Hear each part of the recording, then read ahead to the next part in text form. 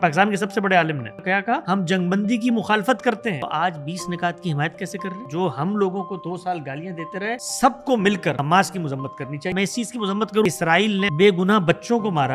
بچے اگر مار رہے تھے وہ تو ہم نے بچانے تھے. ہم نے کیا کی؟ 20 یرغمالیوں کو دے کر تباہ شدہ ملبہ ٹرمپ کے سپرد کر کے فتح مبین کے اعلان کر رہے ہیں. آپ نے یہ فرمانا کہ میری مذمت سے کیا ہو, تو بھائی طالبان پہ بھی آپ کی مذمت سے کیا؟ مذمت میں تو آپ کہیں گے گالی دے دو اسرائیل کو, تو بھائی مرگ بر اسرائیل, خوش ہو گئے تم لوگ. مذمت کے بعد آپ کا ورلڈ ویو کیا ہے؟ آل یعقوب پر یہ کہا کہ خدا کی لعنت. وہ جو آیت آپ لوگ پیش کرتے ہیں نا, یہ تھوڑی واضح کرتے ہیں کہ وہ کیا عذاب ہے. 4 دن کی جنگ میں امریکہ کے بغیر ایران نے جو پٹائی کی اس کی. کچھ دیر پہلے یہ فرما رہا تھا نا کہ لوگ مروات دیے, کچھ نہیں ملا. ابھی آپ فرما رہے اسرائیل ایٹمی طاقت جا کر ہم کے پیروں میں بیٹھی, اس بنیاد پہ کہ ان کی پٹائیاں ہوئی. تو اس کا جہاد کی برکات تو آ گئے. آپ مردوں کی ملال یوسف زئی بننا چاہ رہے ہیں. آپ طالبان کو تو لیکچر دیتے ہیں, جب اسرائیل کی باری آتی ہے تو وہاں پہ پھر آپ گریٹا تھنبرگ بن کے نہیں دکھاتے. آپ کا نقطہ نظر وہی ہے جو طالبان کا ہے. آپ جائیں ان کے ساتھ, پھر آپ کی داڑھی بھی ناپیں گے, آپ کی بیٹی کی تعلیم کا بھی فیصلہ کریں گے. رہنا آپ نے جمہوریتوں میں ہے جہاں پوڈ کاسٹ کرنے کی اجازت ہو, مدو سرائی طالبان کی کرنی. اتنا غصے میں نے اس سے پہلے ان کو کبھی دیکھا نہیں. مجھے بہت اچھی طرح سے معلوم ہے اپنی جذباتی قوم کی آنکھ کا تارا کیسے بنا جاتا ہے. وہ جذباتی تقریریں کریں, سر بکف سر بلند دیوبند ہو رہا ہوگا, مجھے صرف یہ دیکھنا ہے میرا ضمیر مجھے کیا کہے گا. اگر وہ مطمئن ہے, I don't care, even though I don't care کہ خود غامدی صاحب ان کا حلقہ کیا کہے گا. 90% ملحدین مولویوں کے ڈسے ہوئے. یہ کہاں لکھا ہوا ہے کہ باشعور ملحد بے شعور مومن سے بہتر ہے.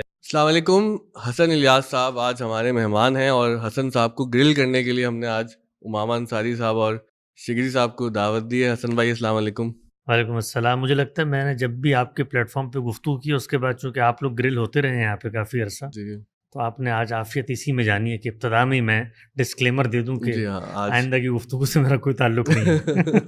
نہیں, ایک بس میں آپ لوگوں کی تعریف ضرور کروں گا, ہمیشہ کرتا ہوں. اس کے بعد ہم آج صرف سخت سوالات پوچھیں گے آپ سے کہ آپ لوگوں میں یہ ضرور حوصلہ ہے کہ بات کرنے دیتے ہیں, اور آپ سے بات کرتے ہوئے یہ ڈر نہیں ہوتا کہ کوئی ہم پر فتویٰ جاری ہو جائے گا یا کوئی مذہبی کارڈ استعمال ہوگا. کیونکہ میں بہت کھل کے کہوں گا, افسوس کے ساتھ کہوں گا کہ ہمارے مذہبی طبقات میں بہت کمزوری ہے کہ ان سے بات کرتے ہوئے یہ ڈر ہوتا ہے کہ یار اگر ہم نے زیادہ کوئی بات کر دی نا تو کوئی ایسی بات ہو جائے گی کہ پھر یہاں پہ اپنا رہنا مشکل ہو جائے گا. ہماری حکومت آنے دیں انشاءاللہ, اس کے بعد ہم بھی یہی کریں گے. آپ بھی یہی کریں گے. میں بولنے والا تھا کہ معتزلہ کو جب حکومت ملی تھی, ابھی تک موقع نہیں ملا ہمیں. غامدیوں کی حکومت کیسی ہوگی؟ ویسے یہ تو آپ کا تھیسس کا ایک ٹاپک ہو سکتا ہے شگری صاحب, اس پہ آپ کچھ ایک پوڈ کاسٹ کریں کہ غامدی صاحب کو اگر حکومت ملی تو کیا ہو رہا ہوگا. یہ بات ہے. یا آپ اس پہ تھیٹر آف ایبسرڈ بھی لکھوا سکتے ہیں ہم. اچھا دیکھیں, اب سنجیدہ بات ہے حسن بھائی کہ دیکھیں بہت سے علمی جوابات ہم آپ سے سنتے رہتے ہیں, اور ماشاء اللہ سے آپ جتنا کانٹینٹ بنا رہے ہیں غامدی صاحب کے ساتھ, وہ بہت آپ کا زبردست کارنامہ ہے, جو کہ میرے خیال سے آئندہ نسلوں تک بھی یہ ٹریول کرے گا. لیکن کچھ تاثرات آپ کے بارے میں جو ہے مزید اسٹرانگ ہوتے جا رہے ہیں. مجھے لگتا تھا کہ ود ٹائم وہ تاثر زائل ہوگا, لیکن وہ تاثر اسٹرانگ ہوتا جا رہا ہے. اگر ہم سیدھی سیدھی بات شروع کریں آپ کے UN والی گفتگو سے, تو جتنا میں نے لوگوں کے تبصرے پڑھے اور جو آپ کے مخالفین ہیں اور جو اعتراضات کرتے رہے, تو اس کا اگر میں خلاصہ اپنے الفاظ میں کروں تو مجھے لگا وہ یہ کہنا چاہ رہے ہیں کہ آپ مردوں کی ملالہ یوسف زئی بننا چاہ رہے ہیں, کہ آپ طالبان کو تو لیکچر دیتے ہیں آپ مسلمانوں کو تو بتاتے کہ تمہاری جو ہے وہ کیا غلطیاں ہیں اور تم نے کس چیز کو کہاں اطلاقی طور پہ غلط رکھا ہوا ہے. لیکن یہ کہ جب ظلم اور استبداد اور ظالم و غاصب ریاست کی باری آتی ہے, یعنی اسرائیل کی باری آتی ہے, تو وہاں پہ پھر آپ گریٹا تھنبرگ بن کے نہیں دکھاتے. تو اس کو علمی نہ بنائیے گا. جب آپ کو پہلے تاثراتی طور پر آپ بتائیں نا کہ کیوں آپ میں جب لوگ گریٹا ڈھونڈنا چاہ رہے ہیں تو آپ ملالہ کیوں بن رہے ہیں. جی, اس میں 2 طریقے ہوتے ہیں. ایک تو یہ ہے کہ انسان جب بھی سوسائٹی کے اندر کوئی بات کرنا چاہتا ہے تو وہ یہ دیکھے کہ لوگوں کے تاثرات کیا بن رہے ہیں, اس کے لحاظ سے اپنے موقف کو ماڈیفائی کرتا چلا جائے. تو یہ اسٹریٹجی اگر آپ اپنائیں گے تو اس سے آپ کو بہتر رزلٹس نظر آنا شروع ہو جائیں گے. اور دوسری اپروچ یہ ہے کہ جو بات آپ کو ٹھیک لگتی ہے آپ کرتے چلے جائیں, اس سے لوگوں کے تاثرات کیا بنتے ہیں کیا نہیں بنتے اس سے آپ ماورا ہو جاتے ہیں. تو میں نے قصداً یہ دوسری اسٹریٹجی اپنائی ہے, اور مجھے لگتا ہے کہ جو بات مجھے جس موقع پہ درست لگتی ہے میں اس کو اپنے طریقے سے بیان کر دیتا ہوں, اس سے قطع نظر کہ لوگ اس کو کیسے پرسیو کریں گے. حکمت عملی کے لحاظ سے آپ دیکھیں تو یہ بڑی ناقص صورتحال ہے کہ اس کو آدمی کو جو سوسائٹی میں کھڑا ہوا ان کو دیکھنا چاہیے. لیکن مجھے لگتا ہے کہ مذہبی طبقات کی اس وقت جو ناکامی ہے, جو ارریلیونسی ہے سوسائٹی کے ساتھ, اس کی سب سے بڑی وجہ یہ ہے کہ وہ لوگوں کی اپروول کے لحاظ سے گفتگو کرتے ہیں. اور معاملہ یہاں تک پہنچ چکا ہے, میرا بڑا رابطہ رہتا ہے, دوست ہیں مذہبی لوگ, بہت ساری چیزیں جو ان کو لگتا ہے بیان ہونی چاہیے ہیں, وہ اس وقت یہ کہہ کر بیان نہیں کر سکتے کہ اگر ہم نے یہ بیان کر دی تو ہماری آڈینس اس کو اس طریقے سے پرسیو کرے گی. آپ دیکھیں اس ملک کے اندر جو اس وقت قوانین موجود ہیں, کسی عالم کو بٹھا لیں آپ خلوت میں اور اس سے پوچھیں، وہ سب آپ کو یہ کہیں گے کہ یار یہ اسلام کے مطابق نہیں ہے. لیکن جس وقت وہ کسی فورم پر یہ بات کرنا شروع کر دیں گے تو کوئی کہے گا مغرب کا ایجنٹ کو کہے گا، مشرق کا ایجنٹ کو کہے گا، ملالہ یوسفزئی کو کہے گا، اسرائیل کو یہ کوئی وہ بک گیا، یہ ہو گیا. تو میں نے جو طریقہ کار اختیار کیا، ہم خود مذہبی دنیا میں رہے، مجھے بہت اچھی طرح سے معلوم ہے کہ مذہبی لوگوں کا اور اپنی خاص طور پہ جذباتی قوم کی آنکھ کا تارہ کیسے بنا جاتا ہے. یہاں پر آپ دو جذباتی تقریریں کریں، آپ کی پذیرائی ہوگی، ہزاروں لاکھوں لوگ آپ کے مجمع میں کھڑے ہوں گے اور سر بکف سر بلند دیوبند ہو رہا ہوگا. لیکن مجھے یہ لگتا ہے کہ کچھ لوگوں کو اس سے اوپر اٹھنا چاہیے اور اس سے بے نیاز ہو کر کے لوگ کیا کہتے ہیں، گالیاں دیتے ہیں، سچی بات کر دیں. آج نہیں 2 سال بعد، 100 سال بعد، 200 سال بعد کم سے کم ایک آواز رہے گی سوسائٹی میں. ہسٹری کے طور پہ اورینٹل اسٹڈیز میں لوگ پڑھا لیں گے کہ لوگوں نے کسی موقع پر یہ بات کہی تھی. تو یہ میری اپروچ ہے. باقی لوگ عام طور پہ چیزوں کو تسلسل میں نہیں دیکھتے. ہماری ایک فکر ہے، اس کا ایک پوری مینیفیسٹیشن ہے، اس کی ایپسٹیمالوجی ہے، اس کا نظام فکر ہے. اس میں جب آپ مجھ سے کوئی بات پوچھیں گے کہ بھی دینی لحاظ سے یہ کیسی ہے، تو اس کا فائدہ امریکہ کو ہو رہا ہو، نقصان طالبان کو ہو رہا ہو، یا فائدہ طالبان کو ہو رہا ہو، نقصان پاکستان کو ہو رہا ہو، اس سے بے نیاز ہو کر ہم گفتگو کریں گے. میں نے ایک زمانے تک بڑا غامدی صاحب سے ڈسکشن کر کے یہ کہا، جی آپ نے جس زمانے میں خود آپ دیکھیں نا، غامدی صاحب کی جو اٹھان ہے، آج تک مولویوں کے ذہن سے وہ ٹراما نہیں گیا کہ یہ مشرف دور میں سامنے آیا تھا. اور یہ حقیقت ہے، یعنی مشرف دور میں وہ بحثیں شروع ہوئیں، حدود کی بحث، تعزیرات کی بحث، عورت کی گواہی کی بحث. آپ کو یاد ہوگا جیو ٹیلی ویژن پہ وہ پوری کی پوری مہم چلی، افتخار صاحب اور اس میں افتخار صاحب اور یہ سب لوگ کرتے تھے اور یہ جواب دے اور سب. تو لوگ یہ کہتے ہیں کہ جی جنرل مشرف کو جانا تھا صدر بش کے پاس، امریکہ میں ان کا ملاقات تھی، اس کے لیے وہ پاکستان میں ایک انلائٹنڈ ماڈریشن کا ایک نقشہ پیش کرنا چاہتے تھے، اس کے لیے میڈیا پر انہوں نے بڑا دباؤ ڈالا، انویسٹمنٹ کی سرکار نے، یہ سب ہوا اور یہ جیو ویو سب نے مل کے ایک پس منظر میں یہ کام کیا. تو میں نے غامدی صاحب سے یہ بات ان کی خدمت میں کئی دفعہ رکھی، میڈیا پر موجود بھی آن ریکارڈ. میں کہا اس سے ہمیں مطلب آج تک ہم اس کو بھگت رہے ہیں، ہمارے ساتھ ایک لیبل ہوا ہوا ہے کہ بھائی یہ تو گویا کہ مشرف نے لانچ کیا تھا ان لوگوں کو، یہ تو ایم آئی کے پروجیکٹ تھا اور لوگوں نے بڑی کہانیاں اس پہ بنائیں. تو وہ ابھی تک ہماری فکر کو خالص علمی بنیادوں پر اپریشیٹ نہیں کر رہے، اس لیے کہ یہ ایک پیچھے بیگیج ہمارے لگا ہوا ہے. تو کیا آپ کو یہ بہتر، اس دور میں غام صاحب نظریاتی کونسل کے ممبر بھی بنے اور وہ سب چیزیں ہوئیں، تو کیا یہ بہتر نہیں تھا کہ ہم اپنی پیس پہ اس چیز کو بیان کرتے رہتے؟ تو شاید اس سے اپنی جگہ پر یہ ہمارے ساتھ یہ چیز اٹیچ نہ ہوتی. تو ان کا جو موقف ہے، اور وہ مجھے پھر بعد میں شروع میں تو درست نہیں لگا، لیکن بعد میں نے جب اس پہ غور کیا تو اس نے کہا دیکھیں دنیا بھر میں ایسا نہیں ہوتا کہ سماج اور معاشرہ یہ سب آپ کی موافقت سے کام کر رہے ہوتے ہیں، اور یہ سب یہ آپ کے ساتھ مل کے کام کر رہے ہوتے ہیں یا آپ کی ایما پر کام کر رہے ہوتے ہیں. زمانے کی اپنی حرکیات ہے، اپنی رفتار ہے، اس میں تغیر بھی آ رہے ہیں، تبدل بھی آ رہے ہیں، کہیں مارشاء اللہ ہے، کہیں پر جمہوریت ہے، کہیں امریکہ کو خوش کرنا ہے. دین کے ایک عالم کا کیا کام ہے؟ دین کے ایک عالم کا کام یہ ہے کہ جب اس سے دین کے متعلق کوئی بات پوچھی جائے تو وہ بے کم و کاست کہ اس کا فائدہ مشرف کو ہوگا، امریکہ کو ہوگا، اسرائیل کو ہوگا، طالبان کو ہوگا، وہ دین کی بات خالصتاً بیان کر دے. اس کے بعد یہ دنیا کا معاملہ ہے، کون اس سے فائدہ اٹھاتا ہے، کون اس سے نقصان اٹھاتا ہے، یہ دین کے عالم کی ذمہ داری نہیں ہے. تو مجھے یہ لگتا ہے کہ مجھ سے جب بھی کوئی سوال ہوا ہے تو میں نے جس کو پہلے حق سمجھا تھا، میں نے 8-10 سال ضرب مومن میں لکھا، انہی طالبان کی مد و سرائی میں ہم نے زندگی گزاری، ان کی آنکھوں کے تارے ہوتے تھے ہم، اور یہ ہمیں اس زمانے میں جس طرح سے پروٹوکول دیتے تھے کہ بھئی یہ مستقبل میں شاید مذہبی لوگوں کی نمائندہ بن جائیں گے، تو جس وقت بات درست محسوس ہوئی وہ بیان کر دی، اور مجھے اس سے کوئی بالکل اثر نہیں پڑتا. سچی بات میں آپ کو بتا رہا ہوں، پہلے شروع میں ہوتا بھی تھا کہ بھائی یہ لوگ کیا کہیں گے. اب مجھے لگتا ہے کہ مجھے صرف یہ دیکھنا ہے کہ رات کو سوتے ہوئے میرا ضمیر مجھے کیا کہے گا. اگر وہ مطمئن ہے، I don't care, even though I don't care کہ خود غامدی صاحب ان کا حلقہ کیا کہے گا.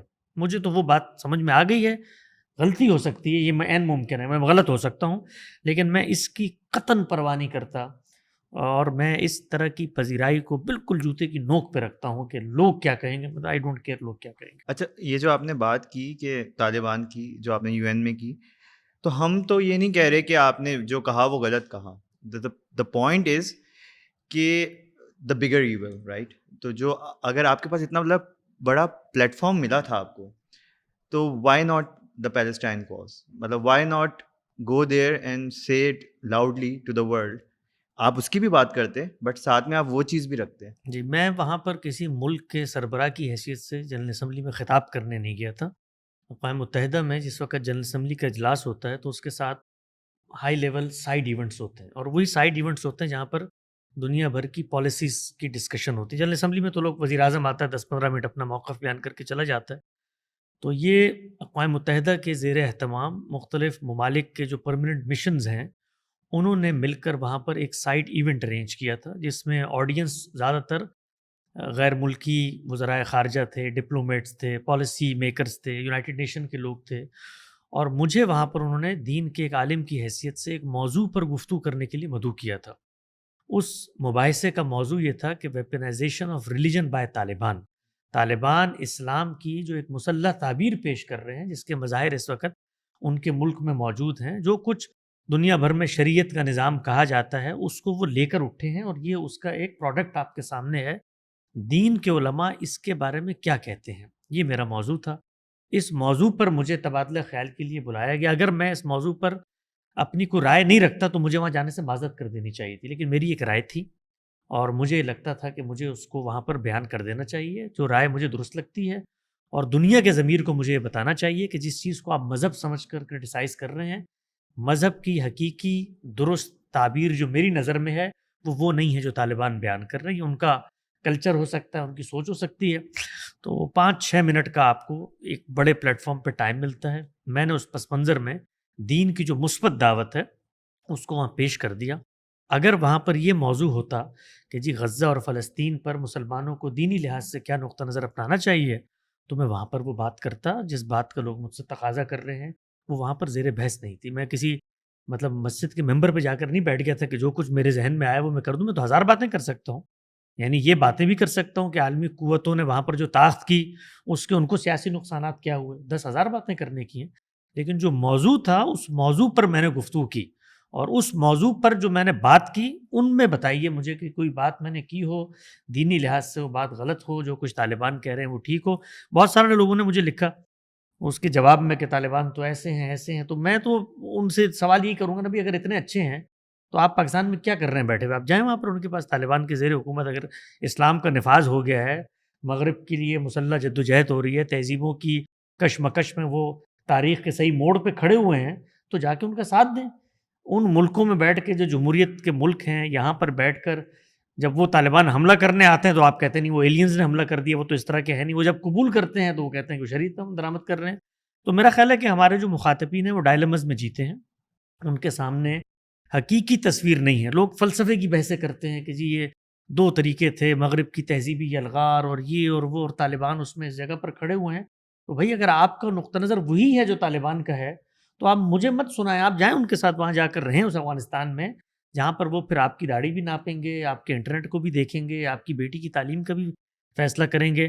تو رہنا آپ نے جمہوریت ملکوں میں ہے جہاں پر آپ کو گفتگو کرنے کی اور پوڈ کاسٹ کرنے کی اور یہ فیس بک پہ لان تار کرنے کی اجازت ہو, مدو سرائی طالبان کی کرنی ہے, گالی جمہوریت کو دینی ہے. تو اس طرح کے ڈائلمز میں جس وقت سوسائٹیاں پڑ جاتی ہیں تو اس کا یہ نتیجہ نکلتا ہے جو ہمارے نکل رہا ہے. تو اگر کہا جائے کہ آپ یہ بیان کر دیں, چونکہ جب لوگ آپ کو سنتے ہیں تو ایک پرسیپشن بلڈ ہوتا ہے کہ آپ کھل کے جو ہے نا مذمت نہیں کرتے.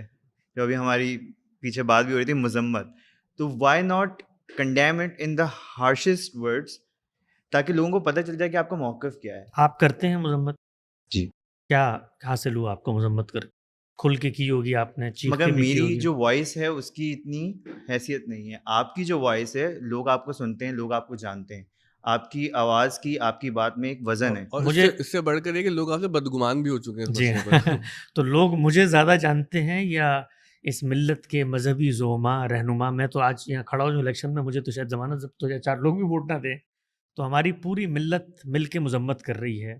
اقوام متحدہ کا اجلاس ہوا جنرل اسمبلی کا, وہاں پر 57 اسلامی ممالک میں سے شاید ہی کوئی ہو, میں نے اس کو فالو کیا, جس وزیر اعظم نے آ کر وہاں پر مذمت نہ کی ہو. آپ کے یہاں پرسوں شارع فیصل کو جام کر کے آدھی قوم نکل کے مذمت کر رہی تھی.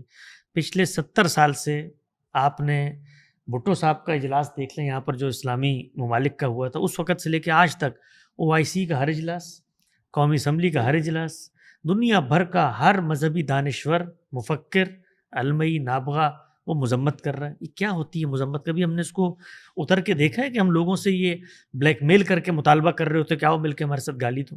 یہ کیا ہے مذمت؟ مذمت ہوتی ہے وہاں پر جہاں پر آپ کا کسی معاملے میں کوئی استحقاق موجود ہو, آپ کے سامنے جو آپ کے مخاطبین ہیں وہ آپ کو کسی درجے میں ویلیو دیتے ہوں. گھر پہ والد صاحب جائیداد تقسیم کرتے ہوئے مجھے آگ کر دیں, وہاں پر میں کلمہ احتجاج بلند کر کے مذمت کروں گا, میرا ان سے ایک استحقاق کا رشتہ ہے. ایک ملک میں رہتا ہوں, وہاں پر خلاف عقل خلاف اسلام قانون آ گیا, شہری کی حیثیت سے میرے حقوق ہیں کہ میں کھڑا ہوں اس کے خلاف احتجاج کروں, اس پر مذمت کا چیز دے دوں. جو قوموں کے معاملات ہوتے ہیں, تاریخ کے معاملات ہوتے ہیں, وہ الفاظ کی تقریروں کی مذمتوں سے طے نہیں ہوتے, بلکہ اس مذمت سے ایک ایسا رویہ بنتا ہے کہ آپ اپنے نقصان کو مذمت کی آڑ میں دباتے چلے جاتے ہیں اور آپ کو آخر میں حاصل کچھ نہیں رہتا. یعنی 70 سال سے ایک قوم ایک تاریخی مسئلے سے دوچار ہے. اس مسئلے کا زمینی تقاضے, عالمی عرف, دنیا کے حالات, طاقت کا توازن, اس پس منظر میں سنجیدہ قومی زعما نے فیصلہ کرنا ہے کہ بھئی کرنا کیا ہے ہم نے. یعنی ایک ملک تھا, اس ملک کے بارے میں برطانیہ نے 3 لوگوں کو وعدہ کیا کہ یہاں پر تمہیں اقتدار دیں گے, اپنے وعدے سے وہ منحرف ہو گئے. ہم نے اس کے بعد جنگیں لڑ کے ہم اس کو حاصل نہیں کر سکے. کرتے کرتے صورتحال یہاں تک پہنچی کہ جو کچھ ہمیں حاصل تھا بتدریج ہمارے ہاتھ سے جاتا رہا. کیسے جاتا رہا؟ ہم نے صرف مذمت نہیں کی, اس مذمت کے نتیجے میں ایک مائنڈ سیٹ بنا جس نے مزاحمت کا علم بلند کیا. یعنی مذمت اصل میں زمینی ریئلٹیز سے آپ غفلت میں پڑ جاتے ہیں, اور مذمت کے سحر میں, کیونکہ نعرہ لگاتے ہیں نا, نعرہ جذباتیت پیدا کرتا ہے, اور جذباتیت کے نتیجے میں رد عمل کی نفسیات پیدا ہوتی ہے. وہ رد عمل کی نفسیات پھر ایک موقع پر وہاں پر پہنچتی ہے جس کا اظہار آپ نے دیکھا آج سے 2 سال پہلے. آج 7 اکتوبر کا دن ہے جی 2 سال ہو گئے. یعنی دنیا نے اس قوم کو مذمت کر کے یہ پیغام دیا کہ تم مظلوم ہو, اٹھو اور اٹھ کے لڑو. اگر دنیا ان کو یہ پیغام دیتی کہ دیکھو جو کچھ دنیا میں ہونا تھا یہ کوئی انصاف نہیں ہے, یہ کوئی حق نہیں ہے, جو مل چکا ہے اس پر آمادہ ہو جاؤ. میں نے اسی پلیٹ فارم پر آج سے 2-3 سال پہلے یہ کہا تھا کہ دنیا کی تاریخ میں جب آپ کو فتح کر لیا جاتا تھا تو اس کے بعد آپ کی تقدیر کا فیصلہ فاتحین کرتے تھے. آپ کی مائیں, آپ کی بہنیں لونڈیاں بنتی تھیں, آپ باجگزار بنتے تھے, غلامی میں جاتے تھے, اور پھر آپ کی نسلیں اس وقت تک کہ اس غلامی سے کوئی دوسری بڑی طاقت آپ کو نہ نکال لے, آپ اسی میں رہتے تھے. دنیا کے اندر یہ سماجی تبدیلی آئی کہ جو فاتحین تھے وہ خود اپنی کچھ تہذیبی اقدار کے نتیجے میں اس سے تائب ہوئے کہ براہ راست حکومت کریں, تو بالواسطہ حکومت کرنے نے طریقہ اپنایا. تو وہ مسلمان جن کی 3 سلطنتیں, صفوی ہو, مغلیہ ہو یا عثمانیہ ہو, ان کے خاتمے کے بعد دوسری جنگ عظیم میں جب عالمی سطح پر ہمیں فتح کر لیا گیا, اللہ کی ایسی غیر معمولی عنایات, ایسی نعمت غیر مترکبہ کہ حاشیہ خیال میں بھی انسانیت اس کو کبھی تاریخ میں نہیں سوچ سکتی.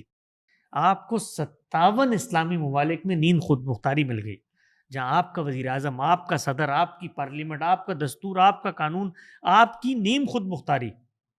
تو ہم یہ بتاتے رہے کہ اس طرح کے قضایا کو, یعنی امت مسلمہ کی ناشکری کا عالم آپ دیکھیے کہ ان شکست کے باوجود 57 ممالک اللہ تعالیٰ نے جھولی میں ڈال کے دے دیے, اور ہمیشہ سے اللہ کا امتحان یہ ہے کہ دیکھتے ہیں مسلمان شکر کرتے ہیں یا اس پر بھی جذبز ہوتے ہیں.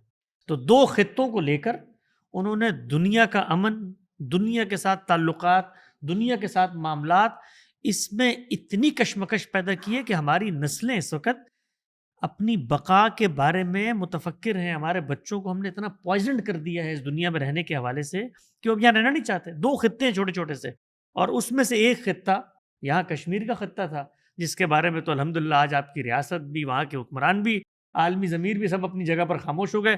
دوسرا یہ خطہ تھا جہاں پر آخر کار آپ نے 70,000 لوگوں کو مروایا, اور مروانے کے بعد میں آپ سے پلٹ کے پوچھتا ہوں, یہ جو ابھی ٹرمپ صاحب نے دیا ہے اس کی مذمت کیوں نہیں کر رہے آپ؟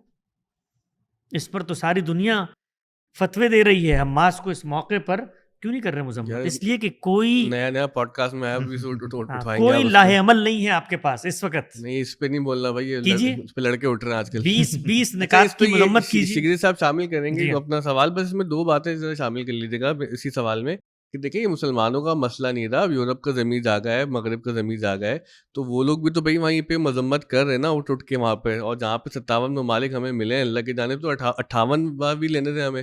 تو آپ سے یہی کہتے ہیں لوگ کہ ایک تو آپ کہتے جی مروا دیا, تو آپ وکٹم بلیمنگ کر رہے ہیں, جو لوگ مر رہے ہیں آپ انہیں پہ الزام ڈال رہے ہیں. 58واں ملک مسلمانوں کو ملنا چاہیے, اس پر آپ تائید نہیں کر رہے, اور مذمت سے مسلمان نہیں کر رہے, پوری دنیا کر رہی ہے, تو آپ اس دنیا میں ہم آواز کیوں نہیں بن رہے؟ 58واں ملک آپ کو جھولی میں رکھ کے 1948 میں دیا گیا, جس کو آپ نے قبول کرنے سے انکار کر دیا. دنیا کی تاریخ کا یہ وہ مسلمہ ہے جس سے کوئی شخص انکار نہیں کر سکتا.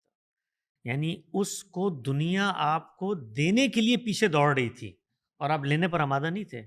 اور مغرب اس وقت جو جذبز ہوا ہے وہ آپ کی تحریک حریت کے نتیجے میں نہیں ہوا, آپ کی ہمت اور فتوت سے یرغمال بنا کر ان کو قیدی بنانے سے نہیں ہوا, وہ ان جاہلوں کے ظلم کی وجہ سے ہوا ہے.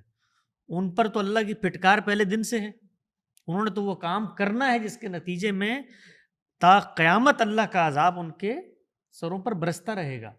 وہ تو انہوں نے ظلم کیا, ان کا بھی امتحان ہے, ہمارا بھی امتحان ہے.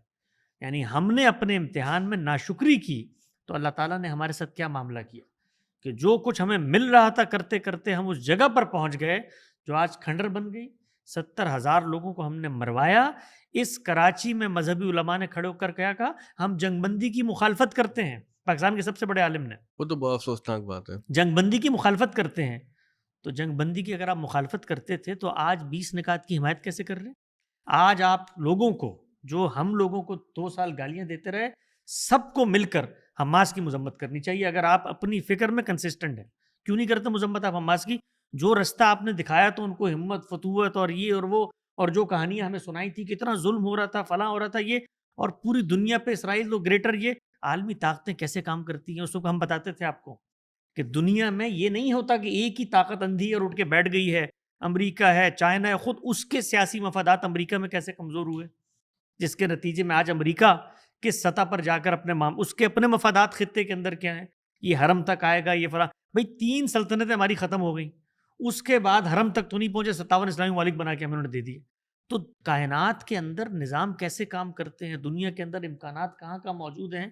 تو آپ لوگوں میں سے ہر وہ آدمی جس نے 2 سالوں کے اندر فلسطینیوں کو مسلح جدوجہد پر پذیرائی دی, اور آج اگر آپ میں سے کوئی شخص یہ کہتا ہے کہ ان کو امن معاہدہ قبول کر لینا چاہیے, آپ سب لوگ مجرمین ہیں, امت مسلمہ کے مجرمین ہیں, وہاں کے 70,000 بے یار و مددگار مر جانے والے بچوں کے مجرمین ہیں, جنہوں نے ان کو آمادہ جنگ کیا اور یہاں سے کہا کہ ہم آپ کے پیچھے سپورٹ میں کھڑے ہوئے ہیں, اور الجہاد الجہاد, اور یہ القدس جو ہے وہ حق و باطل کا فیصلہ کرے گی. آج اس خطے کا امیر المومنین کون بننے جا رہا ہے؟ جناب ٹرمپ صاحب. یعنی وہ خطہ جہاں پر حفظ اللہ تعالیٰ, ہاں, جن کو اب میں یہ کہنے سے بھی ڈرتا ہوں کہ اس پہ بھی کوئی لگا دے گا فتویٰ کہ حفظ اللہ تعالیٰ کہہ دیا, وہ خطہ جہاں پر آپ کو حکمرانی حاصل تھی بھائی, اور کس نے دی تھی وہ حکمرانی؟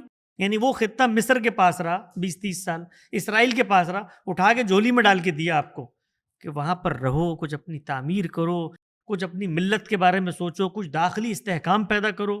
وہ قوم, اس کا اپنا کیا عالم ہے. یعنی اس قوم کو حصوں میں بانٹ دیا گیا, آدھی قوم وہاں, آدھی قوم یہاں, ایک دوسرے کے ساتھ قتل و غارت گری, کوئی یکجہتی, کوئی اتحاد, کچھ نہیں. اور بغیر تیاری کے, بغیر طاقت کے, بغیر قدرت. ہم نے جب یہ بات کی, لوگ ہمیں کیا سناتے تھے اس کے جواب میں؟ یہ تو غزوہ بدر کو نہیں مانتے, تو بدر کے دن ہوتے تو یہ لوگ یہ کہتے کہ رسول اللہ کو روکتے جہاد سے, نعوذ باللہ, یہ تو قرآن کو نہیں مانتے. یہ تقریریں ہم پر کی.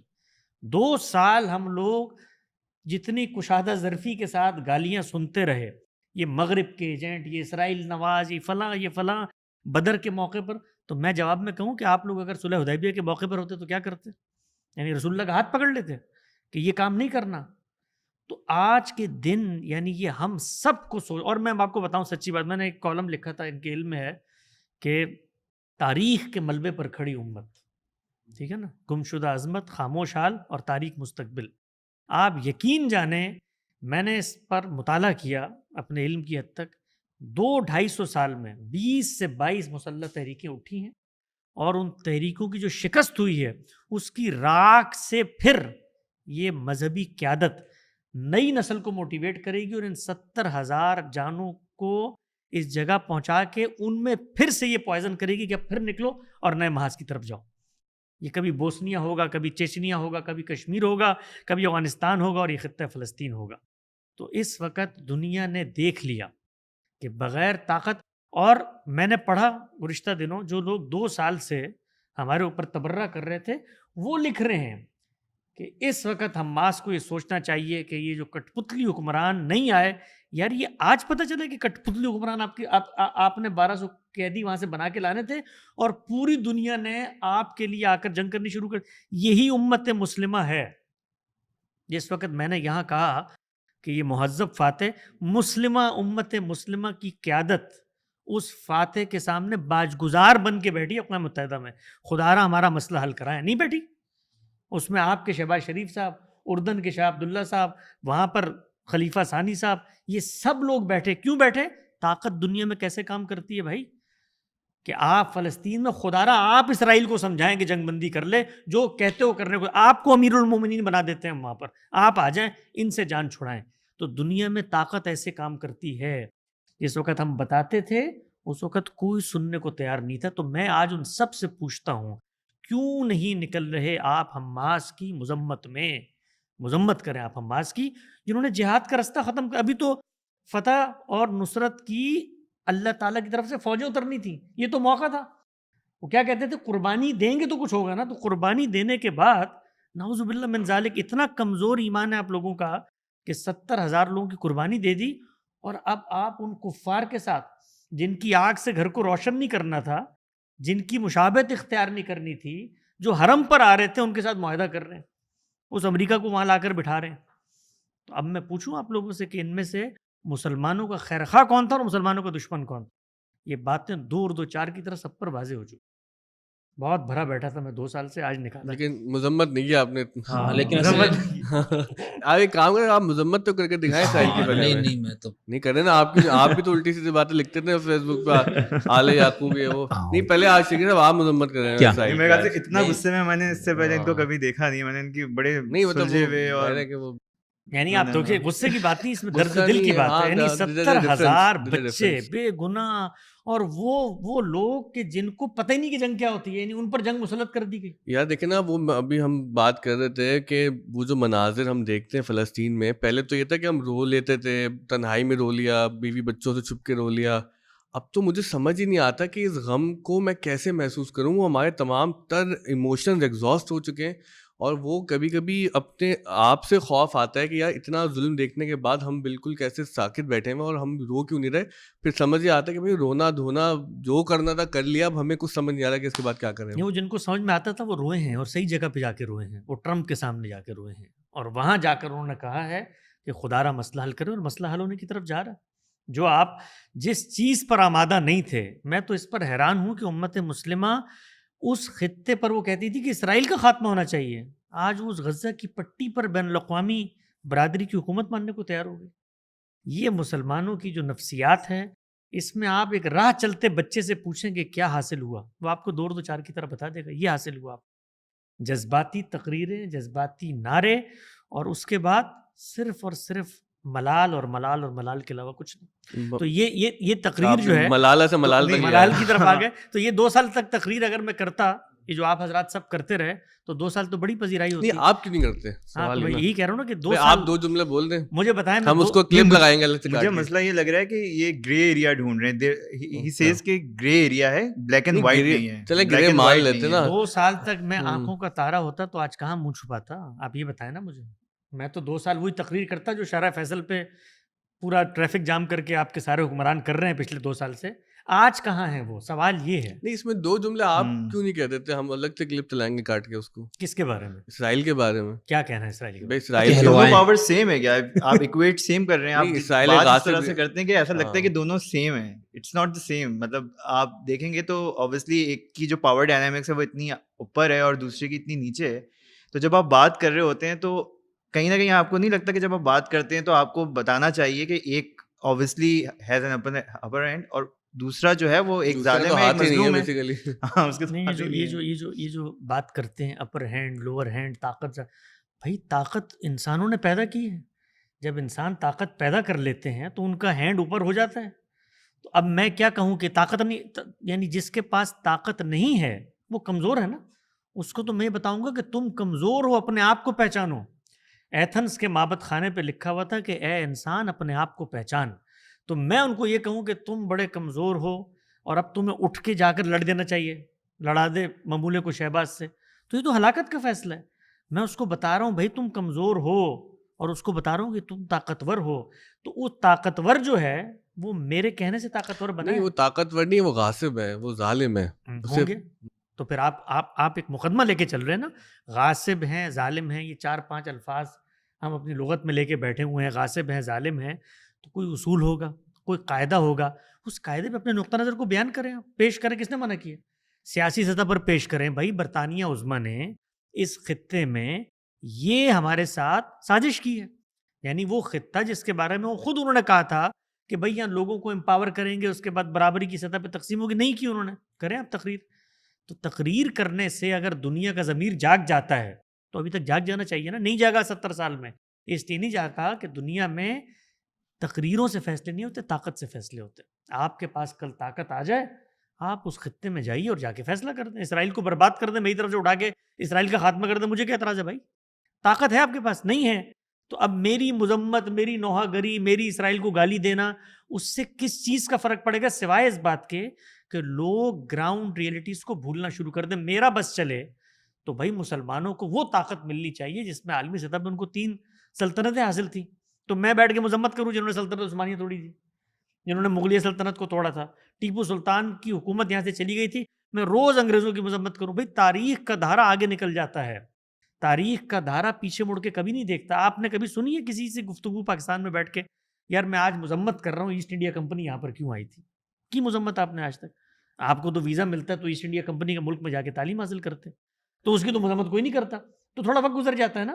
تو یہ جو واقعہ ہوا ہے اس خطے میں, بھائی وہ جن کی ایسٹ انڈیا کمپنی تھی انہوں نے ہمارا ملک بھی آزاد کر کے دیا, پوری دنیا کے ملک آزاد کیے, لکیریں کھینچی, اس میں ایک جگہ زیادتی کی. زیادتی کے بعد ہمارے سامنے یہ رستہ تھا کہ ہم جو کچھ حاصل ہے اس پر شکر گزاری کے ساتھ آمادہ ہو کر اپنی تعمیر کریں. امن ہماری ضرورت تھی, ہم نے اسے خریدنا تھا, جس کو اب ہم 70,000 جانیں دے کر 5 پڑوسی اسلامی ممالک جن کو کچھ نیم مختاری حاصل تھی, لبنان دیکھ لیں, شام دیکھ لیں, ایران دیکھ لیں, اور ان ملکوں کے اندر جہاں پر مسلمان کم سے کم اس خوف سے آزاد ہو کے بیٹھے تھے, قطر دیکھ لیں کہ یار یہاں کم سے کم باہر نکلیں گے میزائل تو نہیں گریں گے, اس شخص کو ہم نے آمادہ کر دیا کہ آؤ اور آ کر ہمیں یہاں پر بھی مارو. تو بدماش دنیا میں جب ہوتے, میں یہ مثال پرسوں آپ کسی سے بات ہو رہی تھی پیش کر رہا تھا, بھئی چونٹی جب مجھے کاٹتی ہے نا تو میں اس کو مسل کے پھینک دیتا ہوں, کتا جب مجھے کاٹتا ہے تو میں مسل کے نہیں پھینکتا, میں اپنا دامن بجا کے خود بھاگتا ہوں. تو جہاں میری طاقت قدرت ہوتی ہے, چلیں تمثیلی انداز میں مذمت کر وہاں پر میں اظہار کرتا ہوں. مجھے جو فیل ہو رہی ہے نا, مجھے یہ فیل ہو رہی ہے کہ اٹس این ایگو وار. تو ان کو اتنی دفعہ بولا گیا کہ مذمت کریں, کہہ رہے ہیں میں نہیں کروں گا. تو دیکھیں آپ کی لائیو جو ہے نا اس وقت اینالائز کرنا شروع کر دیا. مجھے ایسا فیل, مجھے مطلب آپ کی بات سے یہ فیل آ رہی ہے کہ یہ آپ نے انا کا مسئلہ بنا لیا ہے, چونکہ اتنے لوگوں نے بولا ہے کہ میں کر سکتا ہوں, اور بہت آسان چیز ہے کرنا, میرے لیے مشکل کام نہیں ہے. نفسیاتی تحلیل شروع ہو گئی ہے. میں اس طرح کی ایموشنل ٹراماس کا حصہ نہیں بنتا. میں جس زمانے میں مذہبی ذہن رکھتا تھا, آپ ضرب مومن اخبار نکال کے دیکھ لیں, میں نے 4-5 سال اس میں کالم لکھے ہیں. میں اس میں کراچی کی ٹارگٹ کلنگ کو بھی اسرائیل سے جوڑتا تھا, مذمت تو دور کی بات ہے. جب مجھے دنیا کو سمجھنے کا موقع ملا تو مجھے اندازہ ہوا کہ یہ صرف سیاسی نعرے ہیں, ان کی کوئی حقیقت نہیں. یعنی مذمت کر کے میں تو اس کی اتنی مذمت کر رہا ہوں, میں کہتا ہوں خدا کے عتاب والی قوم ہے بھائی, قیامت تک عذاب ملے گا اس کو, اس سے بڑی کوئی مذمت ہے اس قوم کی؟ یعنی وہ اللہ کی مجرم قوم ہے. اللہ نے کہا الی یوم القیامہ ان کے اوپر عتاب برسے گا. یہ تو مہلت ملی ہوئی ہے ان کو ابھی, اور اپنی حرکتوں کی وجہ سے برسے گا. ایک امتحان ان کا ہے, ایک امتحان ہمارا ہے. اس امتحان میں کس چیز کی مذمت کروں؟ مجھے آپ ذرا بتائیے نا. میں اس چیز کی مذمت کروں کہ اسرائیل نے وہاں پر بے گناہ بچوں کو مارا ہے, تو یہ نقطہ ہے. تو آپ مجھے بتائیے کہ کون شخص ہوگا روئے زمین پر جو کسی بھی تنازع میں, کوئی بھی تنازع ہو اس میں کسی کی بھی غلطی ہو, بے گناہوں کے خون بہنے پر مطمئن ہو کے بیٹھ جائے. اس پر مذمت کیا, ہم نے نوحے پڑھے ہیں, یعنی 20 دفعہ گفتگویں کی ہیں, بتایا ہے کہ ان پر خدا کی پھٹکار ہے, اور وہ پھٹکار اب نظر آ رہی ہے. یعنی اللہ کی بھی تو دنیا چلتی ہے نا, اس پھٹکار کو, اور وہ اس قوم کی پھٹکار ہے. اس کو 20 دفعہ بتایا ہے ہم نے کہ اس کے نتیجے میں یہ بھی بھگتیں گے. لیکن اس پر آپ اپنے لوگوں کو مطمئن نہ کریں کہ چونکہ انہوں نے بچے مار دیے تو اب تم اٹھا کر اگلا اقدام یہ کرو. او بھائی بچے اگر مار رہے تھے وہ تو ہم نے بچانے تھے اپنے بچے مرنے سے. ہم نے کیا کیا؟ ہم ان کے 1200 یرغمالی اٹھا کر لے آئے. آج ان کے ان 20 یرغمالیوں کو دے کر ایک تباہ شدہ ملبہ جس پر پہلے آپ کی حکمرانی تھی اس کو ٹرمپ کے سپرد کر کے فتح مبین کے اعلان کر رہے ہیں. یہ اس کی مذمت اس کی کریں آپ. اس پر کہیے کہ یہ مسلمانوں کو جس جگہ پر مذہبی قیادت نے پہنچا دیا یہ قابل مذمت ہے. اصل چیز یہ ہے. باقی اسرائیل تو آج چاہے اس کے پاس ایٹم بم ہے پوری دنیا کو مار دیں, میرے پاس تو مذمت کرنے کا وقت بھی نہیں بچے گا. تھوڑا سا کلپ ہمیں مل گیا ہے, ہاں ہم چلا now that we سکتے ہیں. have it, ہم ہاں. شکری صاحب کو اس بول میں رہے ہیں ایک مسئلہ ہے نا, ماشاءاللہ آپ نے مذمت نے بہت مذمت کی زبردست مذمت, واہ. لیکن آپ کو جب موقع ملا تو آپ نے طالبان پہ اتنی شدید مذمت اور بھی بالکل عالمی دنیا کو سنا کہ طالبان میرے لوگ ہیں. نہیں تو یہ پتہ وہ کمزور ہے نا بیچارہ. طالبان میرے لوگ ہیں. اگر اسرائیل میرا ہوتا اور وہ اس کو مذہبی نیریٹو قومی پاکستان کے اندر طالبان آپ کو کیسے مسلمان ہیں تو یہودی مسلمان بھی ہیں, میری آسمانی ملت کے شریعت لوگ ہیں. نہیں, یہودی بھی شرع لکم من الدین ما وصی بھی کے تحت وہ بھی ابراہیمی دین کا وہ ایک بڑا سب سے مضبوط حصہ ہے, تو وہ بھی ہمارا ہونا چاہیے. مسلمان ملت کا حصہ نہیں ہے وہ, عند اللہ ان کا جو بھی معاملہ ہو. میری قوم دنیا کے اندر وہ ملت ہے جو محمد صلی اللہ علیہ وسلم پر ایمان لانے کے بعد بنتی ہے. ہم ایک مشن پر مامور ہیں, بنی اسماعیل کے تابع ہیں. اس لحاظ سے دنیا کے اندر جہاں کہیں مسلمان, اسرائیل سے یا فلسطین کے قضیے سے ہمیں کیا ہے, ذرا یہ بھی تو دیکھیں ہمیں کیا ہے ان سے. بھائی اتنے دور بیٹھے ہوئے ہیں, مسلمان ہونے کی حیثیت سے درد ہوتا ہے. تو طالبان اگر دنیا میں کوئی کام کرتے ہیں یا کوئی بھی مسلمان کرتا ہے تو دکھ مجھے ہوگا نا بھائی, ان کو مرنے سے بچانا ہے. مثلا آپ کا کیا خیال ہے, اس وقت آپ لوگ بڑے مطمئن ہو کے بیٹھے ہوئے ہیں, یہ جو آپ کے پڑوس کے اندر ایک ٹائم بوم رکھا ہوا ہے, جس نظریے کو وہ مانتا ہے, یہ اس نظریے نے آپ کی ملت کے اندر 70,000 لوگوں کی جانیں لی ہیں. اس پاکستان کے اندر یاد ہے 2004 سے لے کر 2014-15 کا پاکستان یاد ہے, دھماکے نکلتے تھے کراچی کی امام برگاہوں میں, کیا ہوتے نہیں تھے, وہ تو بیٹ طالبان تھے نا, یہ تو گڈ والے ہاں وہ جہاں جن کی حکومت. ہاں جن لوگوں نے بیڈ اور گڈ کی تقسیم کی تھی نا, آج ان کی جب کمر پہ لگ رہی ہیں چپت تو ان کو پتہ چل رہا ہے کہ کیا ہوتے ہیں گڈ اور بیڈ. وہ گڈ اور بیڈ نے یہاں سے بھیجے تھے وہاں کو گڈ کو جتانے کے لیے. اور اب دنیا کو بھی سمجھ میں آ رہا ہے کہ نظریاتی لوگ جو ہیں ان کو, میں نے وہاں اقوام متحدہ میں کہا, میں نے کہا ان کو آپ B2 بمبروں سے اور ان کو آپ ان سے شکست دینے کے لیے آپ سمجھتے ہیں نظریہ ہی ہے, نظریہ بچے دیتا ہے. تو طالبان پر میں اس لیے گفتگو کرتا ہوں کہ طالبان میرا مسئلہ, میری ملت کا مسئلہ ہے, سب سے پہلے میری قوم میرے علاقے کا مسئلہ ہے, اس کے بعد میرے مذہب کا مسئلہ ہے. اس سے تو یہ لگ رہا ہے نا آپ تعویل کر رہے ہیں نا, یعنی ایک جگہ آپ مذمت نہ کرنے کے لیے آپ نے یہ کہا کہ وہ ہمارے لوگ نہیں, اور ایک جگہ مذمت کرنے کے لیے آپ نے کہا وہ ہمارے. تو یہ کس بنیاد پہ آپ اصول بنا رہے ہیں؟ بھائی جہاں پر ظلم ہے اس کی مذمت کرنی چاہیے, جہاں زیادتی ہے اس کی مذمت کرنی چاہیے. آپ نے یہ فرمانا کہ میری مذمت سے کیا ہوگا, تو بھائی طالبان پہ بھی آپ کی مذمت سے کیا, آپ یہ سوچ لیتے ہیں. آپ اسرائیل کے ظالمانہ اقدامات, لوگوں کو بھوکا رکھنا, بے گناہوں کی جان لینا, اس پر مذمت کروانا چاہتے ہیں. اس پر تمہیں 50,000 دفعہ مذمت کیا, مذمت کی نوعیں, مطلب مذمت چھوٹا لفظ ہے, اس پر تو شکستہ حالی سے دل خون کے آنسو رونے کو تیار ہے. مذمت میں تو آپ کہیں گے گالی دے دو اسرائیل کو, تو بھائی مرگ بر اسرائیل, خوش ہو گئے تم لوگ, ختم ہو گئی بات. تو یہ اس کے بعد اصل سوال یہ نہیں ہے, اصل سوال یہ ہے کہ آپ مذمت کے بعد آپ کا ورلڈ ویو کیا ہے خطے کے بارے میں, یہ سوال ہے. ٹھیک ہے, now that we نہیں have اب تو reached بھرپور نا, مذمت ہوگا. اصل سوال یہ ہے بھائی, اصل یعنی آپ یہ کہتے ہیں مذمت کرو, اس کو اس جگہ پر آباد ہونے کا حق نہیں تھا, مذمت کرو یہ حکومت ہمیں ملنی چاہیے, مذمت کرو فلسطینیوں کو مسلح جدوجہد کا حق تھا,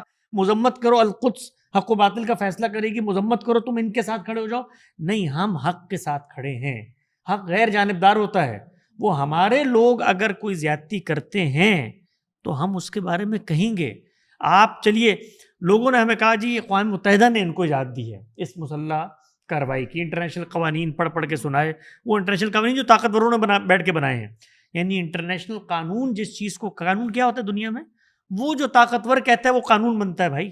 اقوام متحدہ امریکہ نے بنائی, اس کے اندر اپنے ویٹو کے اختیارات خود رکھے, اس کے بعد اپنی فوج انہوں نے بنانی تھی, وہ نہیں بن سکی, نیٹو کی فوج بنا لی, تو وہ فیصلہ کرتے ہیں, انٹرنیشنل لا انہوں نے بنایا, اس لا کے تحت بھی آپ آ کر کہتے ہیں نہیں ہماری مسلح جدوجہد کو تم دو ایکسٹینشن. تو بھائی ہم کیسے دیں جب ہمارا ضمیر, ہمارا قانون, اس کے نتائج, آپ کی طاقت کا توازن سب کچھ بتا رہا ہے کہ ہلاکت ہے. تو میں جو مسلح جدوجہد کی پالیسی اپنائی گئی اس کو ہلاکت خیز سمجھتا ہوں, اور اس کے نتیجے میں آپ بات کریں, میں بات نہیں کر رہا, اس کے نتیجے میں جو بے گناہوں کی جانیں گئیں اس پر دل خون کے آنسو روتا ہے، لیکن حقیقت وہی ہے کہ جس پالیسی کی وجہ سے گئی اصل مذمت ان کی ہونی چاہیے۔ نہیں بالکل شکریہ، آپ بات کیجیے گا، بس کہ ایک بات مکمل ہو چکی ہے میرے خیال سے، مذمت والی بات اور نہ کرے گا یہاں پر، کیونکہ وہ مذمت ہو گئی۔ اب آگے چلتے فکر کے حوالے سے، ان کی سیاسی فکر کیا ہے اس پر آپ سوال کریں نا، کہ ٹھیک ہے اس پہ اختلاف ہو سکتا ہے، ایک چیپٹر کلوز ہو چکا ہے مذمت والا، اب آگے چیپٹر پہ ایک سوال ہے نا، آپ نے بار بار آل یعقوب پر یہ کہا کہ خدا کی پھٹکار، خدا کی لعنت۔ اب وہ جو آیت آپ لوگ پیش کرتے ہیں نا، ضربت علیہم الذلۃ والمسکنۃ وباؤوا بغضب من اللہ الا بحبل من اللہ وبحبل من الناس، وہ جو سورہ، ایک اور جگہ بھی وہ جو سورہ بنی اسرائیل، مجھے آج تک اصلاحی صاحب کی تفسیر بھی پڑھ کے اور غامدی صاحب کی تفسیر پڑھ کے مجھے تو یہ نہیں سمجھ میں آیا کہ ان پہ کس قسم کے عذاب، آج یہ بھی تھوڑی سی واضح کر دیں نا کہ وہ کیا عذاب ہے جو ان کو خدا نے قیامت تک کے لیے دیے۔ جی، جو اللہ تعالیٰ کی کتاب میں بات لکھی گئی ہے کہ سیدنا مسیح کے ماننے والوں کے ذریعے سے سیدنا مسیح کے انکار کرنے والوں پر تا قیامت عذاب آئے گا، تو اللہ تعالیٰ کی جو دنیا میں اسکیم تھی وہ پیغمبروں کے بھیجنے کے بعد امام کے انتخاب تک، امام الرسل سیدنا ابراہیم کے انتخاب تک، 2 قوموں کے استفاء کے بعد نبوت کا خاتمہ۔ بنی اسرائیل تھی، بنی اسماعیل، بنی اسرائیل کو اس کے منصب سے معزول کیا گیا۔ اس معزولی پر جو ان کی 3000 سالہ تاریخ ہے، اللہ تعالیٰ نے دنیا میں تا قیامت اپنی ایک نشانی قائم رکھنے کے لیے ان پر ایک قومی حیثیت میں عذاب کی نوید قرآن مجید میں سنائی ہے۔ کتنا لمبا جملہ بولا ہے میں نے بغیر پاس کے۔ 2.5 احمد جاوید صاحب کی کرسی پہ بیٹھنے کا اثر ہو گیا، 2.5 کلومیٹر لمبا جملہ تو نہیں، لیکن وہ آپ یہ ثابت کریں نا کہ کیا وہ تو آج تو ماشاءاللہ ایسا لگ رہا ہے ان کا مونولوگ ہی چل رہا ہے، ہم تو سن رہے ہیں۔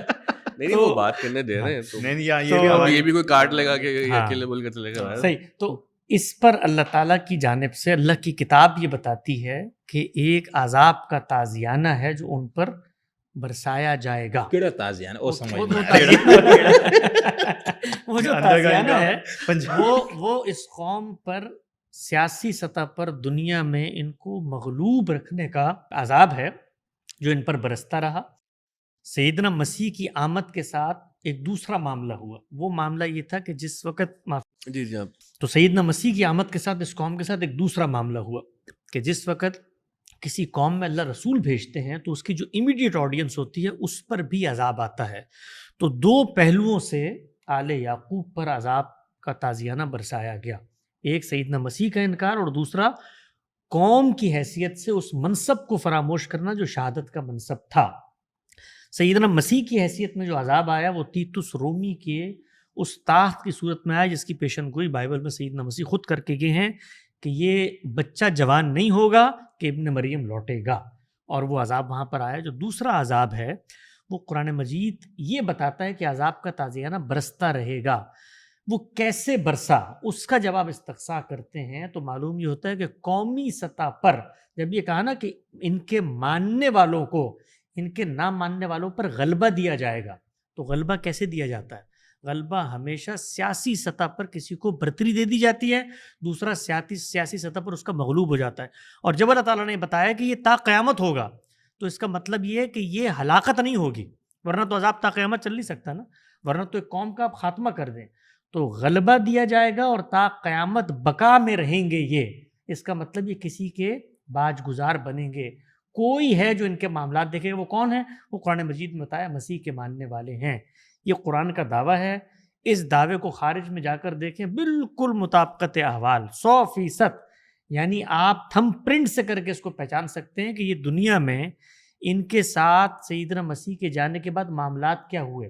مسیحی اقوام ہے، اور آج بھی آپ یہ دیکھیے آج کے دن بھی وہی مسیحی ٹرمپ ہے جو بیٹھ کر یہود کی تقدیر کا فیصلہ کر رہا ہے۔ آپ کی تقدیر کا بھی وہی فیصلہ کر رہے ہیں، ہمارے آل اسماعیل کے بھی، بنی اسماعیل پر بھی عذاب آتا ہے۔ ہم نے بنی اسماعیل پر بھی عذاب کی ایک نوعیت ہے، وہ الگ بحث ہے، وہ آپ کا سوال اس وقت نہیں ہے، پہلے تو اس کو حل کر لینا، وہ کیڑا عذاب کو حل کر لے۔ جو کیڑا عذاب یہ عذاب ہے کہ جس میں آج بھی لوگ بار تقریر کرتے تھے کچھ عرصہ پہلے، جی اسرائیل تو اتنا مضبوط ہے، یہ لوگ کہتے ہیں یہ اللہ کا عذاب، کون سا عذاب یہ وہ، آپ کو لگ پتا کہ یعنی اس اسرائیل نے 4 دن کی جنگ میں امریکہ کے بغیر ایران نے جو پٹائی کی اس کی اٹھا کر، اس میں امریکہ کی پشت پناہی کے باوجود وہ کچھ کر سکتا تھا۔ آج بھی نیتن یاہو وہاں بھاگتا ہے، تو وہی مسیحی اقوام ہیں، اور یہ بھی وقفہ ملا ہے، یعنی ابھی انہی مسیحی اقوام نے ان کو ہولو کاسٹ میں پٹائی کر کر کے اس جگہ پر آ کر آباد کیا، ان کی ایما پر وہ وہاں پر بیٹھے، ان کا بغل بچہ ہے، جب تک وہ چاہیں گے تب تک رہیں گے، اور پھر اللہ تعالیٰ اس کو ریورس کرتا ہے. تو ان پر عذاب کا کوڑ. مسلمانوں کے لیے تو سب سے بڑی جو نوید تھی کہ یہود کے معاملے میں تم نے متفکر نہیں ہونا، ان کے ساتھ میرا معاملہ ہے براہ راست، یہ میں کرتا رہوں گا، یہ میں نے ابھی پیچھے کیا ہے، کچھ عرصہ پہلے کیا ہے، تو یہ میرے مجرم ہیں، ان کے ساتھ میں جانوں، میرا کام جانے. تو ہمارے لیے تو اتنی بڑی نوید قرآن مجید میں موجود تھی. تو وہ کیڑا عذاب یہ عذاب ہے. آئی کچھ سمجھ میں؟ یہ تو بات اور طرف نکل گئی شیر صاحب، بات دوسری طرف نکل گئی. گل بچور. تو آپ لوگ ہمارے نیریٹو کو سمجھیں، اس کے نتیجے میں بدر کی طرح غیبی طاقت نہیں اترے گی، البتہ دوسرے طریقے سے ابھی اللہ آپ نے کا آخری تصرف ہوتا جملہ، رہے گا. ابھی آپ نے یہی کہا ہاں، کہ یہی میں نوید کہہ جو رہا ہوں. خدا، ہاں، یہی میں نے کہا کہ وہ اصل میں قوانین کا غلط اطلاق کر رہے ہیں. آپ سمجھ رہے ہیں جہاد کر کے جو پیغمبر کے ساتھ وعدہ تھا نصرت کا وہ آپ کے ساتھ پورا ہوگا، وہ نہیں ہوگا پورا، نہیں ہوا پورا. البتہ ہم آپ کو ایک اور نیریٹو دے رہے ہیں کہ اللہ کی اور بھی نصرت کے وعدے ہیں، کچھ اس طرف بھی پر اس کے لیے آپ کو صبر کرنا پڑے گا. صبر کریں. اس کے بعد دنیا کا کارخانہ بالخصوص اس قوم کے حوالے سے وہ تو اللہ نے لکھا ہوا ہے قرآن مجید میں قیامت تک. اور یہ یاد رکھیں، پٹائی جو ہے نا وہ اس وقت پٹائی لگتی ہے کہ جس وقت کسی کو عروج حاصل ہو، ورنہ تو وہ ہمیشہ پست رہیں گے، تو پٹائی کیا ہوگی؟ تو وہ اوپر جاتے ہیں پھر اللہ ان کو نیچے گراتا ہے، وہ پھر اوپر جاتے ہیں پھر اللہ ان کو نیچے گراتا ہے. تو وہ قانون تھا. اگر ہم قرآن مجید کو غور و فکر سے پڑھتے تو جو کام رسول کی جگہ پر بیٹھ کے ہم نے کرنے شروع کر دیے، اتمام حجت کے بعد عذاب اور اس کے بعد خدا کی مدد کا انتظار، اگر ہم رسول کی آڈینس بن جاتے تو اللہ کا ویسے ہی عذاب کا وعدہ ہے اور اللہ کی مدد کا بھی وعدہ ہے، چلے وہ آئے گی. ہم اس کو ابھی یہاں چھوڑ دیتے. ورنہ اس میں ایک مسئلہ اور بھی تھا نا کہ جو ہمارے آپ سے پہلے کے مفسرین، مسئلہ اگر نہ ہو شگری صاحب تو آپ کو اگلا پوڈ کاسٹ کرنے کا موقع کیسے ملے گا؟ آج سے مسئلہ نہ بھی ہو تو آپ پیدا کر لیں گے. پیدا تو کر 70 لیتے سال ہیں. پہلے کی جو تفسیر ہے اس میں ہم دیکھتے تو بالکل اس کی اور عجیب و غریب. اب اسرائیل طاقت میں ہے تو اب وہ عجیب، تو خیر وہ اللہ میاں بھی کس طرح سے نہیں، عذاب 70 دیتے سال ہیں. پہلے جو قرآن میں لکھا ہوا تھا اس کا ترجمہ یہی تھا کہ ترجمہ مختلف یہی تھا، لیکن ہاں. اس کی فہم میں مسئلہ نہیں، تھا فہم میں نا. اس کا مطلب یہ نا، کہ اس کا مطلب اس یہ ہے وقت تو یہ تھا نا یہودی لٹے پھٹے بیچارے، دنیا میں ان کو ہٹلر نے بھی ان کو مارا، مسلمانوں نے بھی، سب نے. تو مسلمان تو اس بات پہ خوش تھے نا کہ بھائی ان کو تو اللہ نے پیدا ہی پٹائی ہونے کے لیے. لیکن جب ریاست قائم ہوئی تو سارے مسلمان پریشان ہو گئے. یار اللہ نے تو وعدہ کیا تھا کہ ان پہ مسلط رہنا. اللہ نے یہ وعدہ تو نہیں کیا، نہیں. اللہ نے تو کہا قیامت تک ہوگی، اس کا مطلب زندگی ہاں. ملے گی، نہیں، ورنہ تو خاتمہ ہو جائے نا. ہاں، لیکن اس میں یہ تھا نا کہ یہ ذلت اور مسکنت. اور اس وقت اللہ کا شکر ہے کہ آپ کے تمام مسلمان ممالک سے زیادہ وہ امیر بھی ہے، اس میں کوئی ذلت نہیں ہے، نہ اس کے اندر مسکنت ہے. جو ٹھیک ہے نا، وہ ذلت آج بھی جو ذلت وہاں پر ہے، کیا؟ یہ جس کو آپ لوگ یہ سمجھتے ہیں نا، یعنی ذلت اس سے بڑھ کے کیا ہو سکتی ہے کہ ایک ملک جو پچھلے 2 سال سے حالت جنگ میں ہے، اس کی ذلت کا عالم آپ دیکھیں کہ وہ عالمی برادری کے قدموں میں جا کر بیٹھا ہوا ہے. اس وقت اس مطلب کا مطلب یہ کو ہوا پتہ ہے، آپ کو اللہ کی مدد آئی ہے. آپ حماس کی جنگ کی برکت اور ایران جو کہ حسین کے لمبردار، کربلا کے لمبردار ملک نے الحمدللہ اس کے ایسی اگر پٹائی آپ کی. نے اللہ کا ایک اعلیٰ سیکنڈ نا، اور ابھی جاریہ ٹرمپ کو بنا لیا تو پھر تو مدد آئی ہے. ابھی آپ بتا رہا ہوں. جی. آپ کچھ دیر پہلے یہ فرما رہے تھے نا کہ یہ جذبات ہے، اتنے لوگ مروات دیے، فلانا ڈمکانا، کچھ نہیں ملا. ابھی آپ فرما رہے کہ دیکھو اتنا مضبوط ملک اسرائیل، اتنی ایٹمی طاقت، وہ جا کر امریکہ کے صدر ٹرمپ کے پیروں میں بیٹھ گیا. کس بنیاد پہ؟ کہ ان کی پٹائیاں ہوئی دونوں طرف سے. تو اس کا ہوتا ہے جہاد کی برکات تو آ گئے یہاں پر. آپ اگر اس سے خوش ہونا چاہتے ہیں تو نہیں، خوش میں ہو تو لیں. نہیں خوش ہو رہا ہوں. اس برکات میں کچھ ملنا بھی چاہیے نا ہمیں. مل رہے نا، کیا مل رہا ہے؟ ہمیں تو معافی کچھ نہیں مانگی مل نا رہا. قطر سے ٹیلی فون پکڑ کے. ان برکات میں اسرائیل کو تو مل رہا ہے سب کچھ. ایک 70,000 بھی مان دیے، وہ جگہ بھی اس کی ہے. ہمیں کیا مل رہا ہے؟ برکات تو تب ہوں کہ میں خوش ہوں کہ وہ امریکہ کے باج گزار بن کے گیا ہے، تو اس کے بعد امریکہ نے کہا یہاں پر مسلمانوں کی سلطنت قائم ہو جائے گی اور یہ سارا علاقہ جو اسرائیل نے لیا تھا 67 میں وہ سب واپس ہو جائے گا. مدد پھر اس کی. یعنی یہ کون کیڑی برکت ہے بقول آپ کی زبان میں کہ جس میں جو کچھ مل رہا ہے وہ مل بھی اسی کو رہا ہے. یعنی مار بھی وہ رہا ہے، مدد بھی وہ لے رہا ہے، مل بھی اس کو رہا ہے. تو یہ دنیا کے اندر تو آپ پھر کیوں یہ فرما رہے تھے کہ اتنا بڑا ملک طاقتور فلاں اور جا کے صدر ٹرمپ کی پاؤں میں کیوں بیٹھا؟ دو مختلف چیزیں کس ہیں. مسئلے کے حل کے لیے؟ دو مختلف چیزیں ہیں. پہلی چیز یہ ہے کہ ہم اسرائیل کے مقابلے میں کہاں کھڑے ہوئے ہیں، اس میں تو اسرائیل ہم سے آگے ہے. ٹھیک ہے، کیوں آگے ہے؟ اس سوال کا جواب دے رہا ہوں. اس لیے کہ اس وقت عالمی طاقتوں نے اس کو سہارا دیا ہوا ہے. یہ اگلی بات. اس سے اگلی بات یہ آپ کہتے ہیں کہ وہ تو اتنا بڑا، تمہارا خدا تو کہتا ہے قرآن مجید میں وہ تو اتنا بڑا ہو نہیں سکتا. تو اس کا جواب یہ ہے کہ انہوں نے دیا ہوا جب تک وہ چاہیں گے. اس آرگومنٹ کو اگر آپ ایک تسلسل میں دیکھیں گے تو چیزیں سمجھ میں آنا شروع ہو جائیں گی. ٹائم لگے گا لیکن دیکھیں. ہاں نہیں بس اس کا بہت آپ اچھا. آرڈر تو سمجھے نا، آپ نہیں آرڈر میں کے بغیر کر رہے ہیں، ایسا نہیں کریں. کبھی آپ اسرائیل کو اٹھا لیتے ہیں، کبھی حماس کو اٹھا لیتے ہیں، کبھی ٹرمپ کو اٹھا لیتے ہیں، تو یہ ہوگا. شگری صاحب کا چینل کہاں کس فریکوینسی پہ ہاں. سیٹ ہوتا ہے وہ سمجھ ہی نہیں آتی، وہ رینڈملی الگ الگ چینلز پہ ملاتے نہیں یہاں ہیں. پر تو خیر میرے دیکھیے اس کو میں ایک مثال سے سمجھاتا ہوں آپ کو. جی. مطلب شگری صاحب نے ایسا کر دیا کہ آپ ہمیں اچھے لگ رہے ہیں اب. یہ دیکھیں یہ برکت ہے شکریہ. یار یہ آدمی زیادہ اچھا ہے. میں نے شروع میں پوچھا تھا کہ شگری صاحب کس کے ساتھ ہوں گے، تو میں نے کہا انہوں نے بولا ہمیں مجھے نہیں پتا کس کے ساتھ. وہ شگری صاحب خود نہیں اس بتا کو ہوتے. ایک مثال سے میں سمجھاتا ہوں. دنیا کے اندر جو معاملات ہو رہے ہوتے ہیں نا وہ ہر ایک کے ساتھ اس کے اپنے زاویے سے ہو رہے ہوتے ہیں. یعنی اس پورے قضیے میں جو 2 سال میں ہوا، اسرائیل کو انشاءاللہ جو اس کی سزا ملے گی وہ آپ بھی دیکھیں گے، میں بھی دیکھوں گا. جو انہوں نے بات کی تھی نا عالمی ضمیر اور یہ سب، یعنی دنیا یہ ماننے کو اب تیار ہے کہ بھائی ٹھیک ہے جو تقسیم 67 میں ہوئی انہوں نے نہیں مانی، اس کے بعد تمہیں حق تھا، انہوں نے تمہارے یرغمالی اٹھا لیے، سب کچھ ہو گیا. یار اس کے جواب میں 70,000 بندے مار دیے تم نے اور پورے علاقے کو ملبے کا ڈھیر بنا دیا. تو اس سے ان کے خلاف جو کچھ دنیا میں ہونا یہ اللہ نے لکھا ہوا ہے، وہ ہو رہا ہے اپنی سطح پر، وہ ان کا عذاب ہے. تکوینی امور ہے وہ. یہ بالکل ایسے ہی ہے کہ اللہ کے پیغمبر کے انکار پر، سولی چڑھانے پر اللہ کیا کہتا ہے؟ میرے شدید طاقتور بندے میں نے ان پہ مسلط کر دی، اولی باسن شدید. وہ اولی باسن خدا کو مانتے نہیں تھے، تیتوس رومی تھے. اللہ کہہ رہا ہے میرے بندے تھے، میں نے تم پہ مسلط کر دیے. تو وہ تیتوس رومی کا اپنا امتحان تھا کہ وہ ناحق جنگ کرتا ہے تو اللہ اس کو پکڑے گا. اس جنگ کو اللہ تعالیٰ نے کیسے بیان کیا؟ یہ تم پر اس لیے ہو رہی ہے کہ تم نے میرا انکار کیا تھا. تو اسرائیل ہمارے بچے کیوں مار رہا ہے؟ اس لیے کہ ہم نے اللہ کی نعمت پر شکر گزاری نہیں کی، اور جو وہ بچے مار رہا ہے اس کے ساتھ جو کچھ دنیا میں ہو رہا ہے وہ اس کا امتحان ہے. تو ہر کوئی اس دنیا میں مارے زی لیکن ایسا بہتر یہ نہیں کہ جو زمین قصہ زمین برسر زمین رکھ. تو آپ اپنے ورلڈ ویو سے اللہ میں نکال دے تو مت لے کر آئیں. ہم تو مانتے ہیں. یہاں پر کہہ رہا ہوں نا، ایک طرف کہہ رہا اللہ نے ان کو قیامت تک کے لیے کر دیا. جب میں نے کہا بھائی نہ ضریبت علیہم الذلہ ہے نہ مسکن ہے، تو آپ نے اس وقت نہیں ہے نا، اس وقت نہیں، آج سے 50 سال الہ یوم القیامہ کہا تھا نہیں. الہ یوم القیامہ کا مطلب کیا ہے کہ اگر ذلت اور مسکنت آپ نے، اور میں آپ سے اگلی بات پوچھتا ہوں، وہ ذلت اور مسکنت جو آپ کو اس وقت ظاہر میں نہیں لگ رہی، اس کی حقیقت میں آپ کو بتاتا ہوں کہ جس وقت آپ کبھی دیکھیے گا، آپ اس کو پڑھیں، یہ جو دنیا کے اندر معاملات ہوتے ہیں نا، وہ ان کو امریکہ کی تائید اس وقت جو آپ کو لگتا ہے کہ نہیں اسرائیل دنیا میں یہ وہ، کبھی اس کے بارے میں پڑھیں کہ اس کے لیے اس قوم نے محنت کیا کی.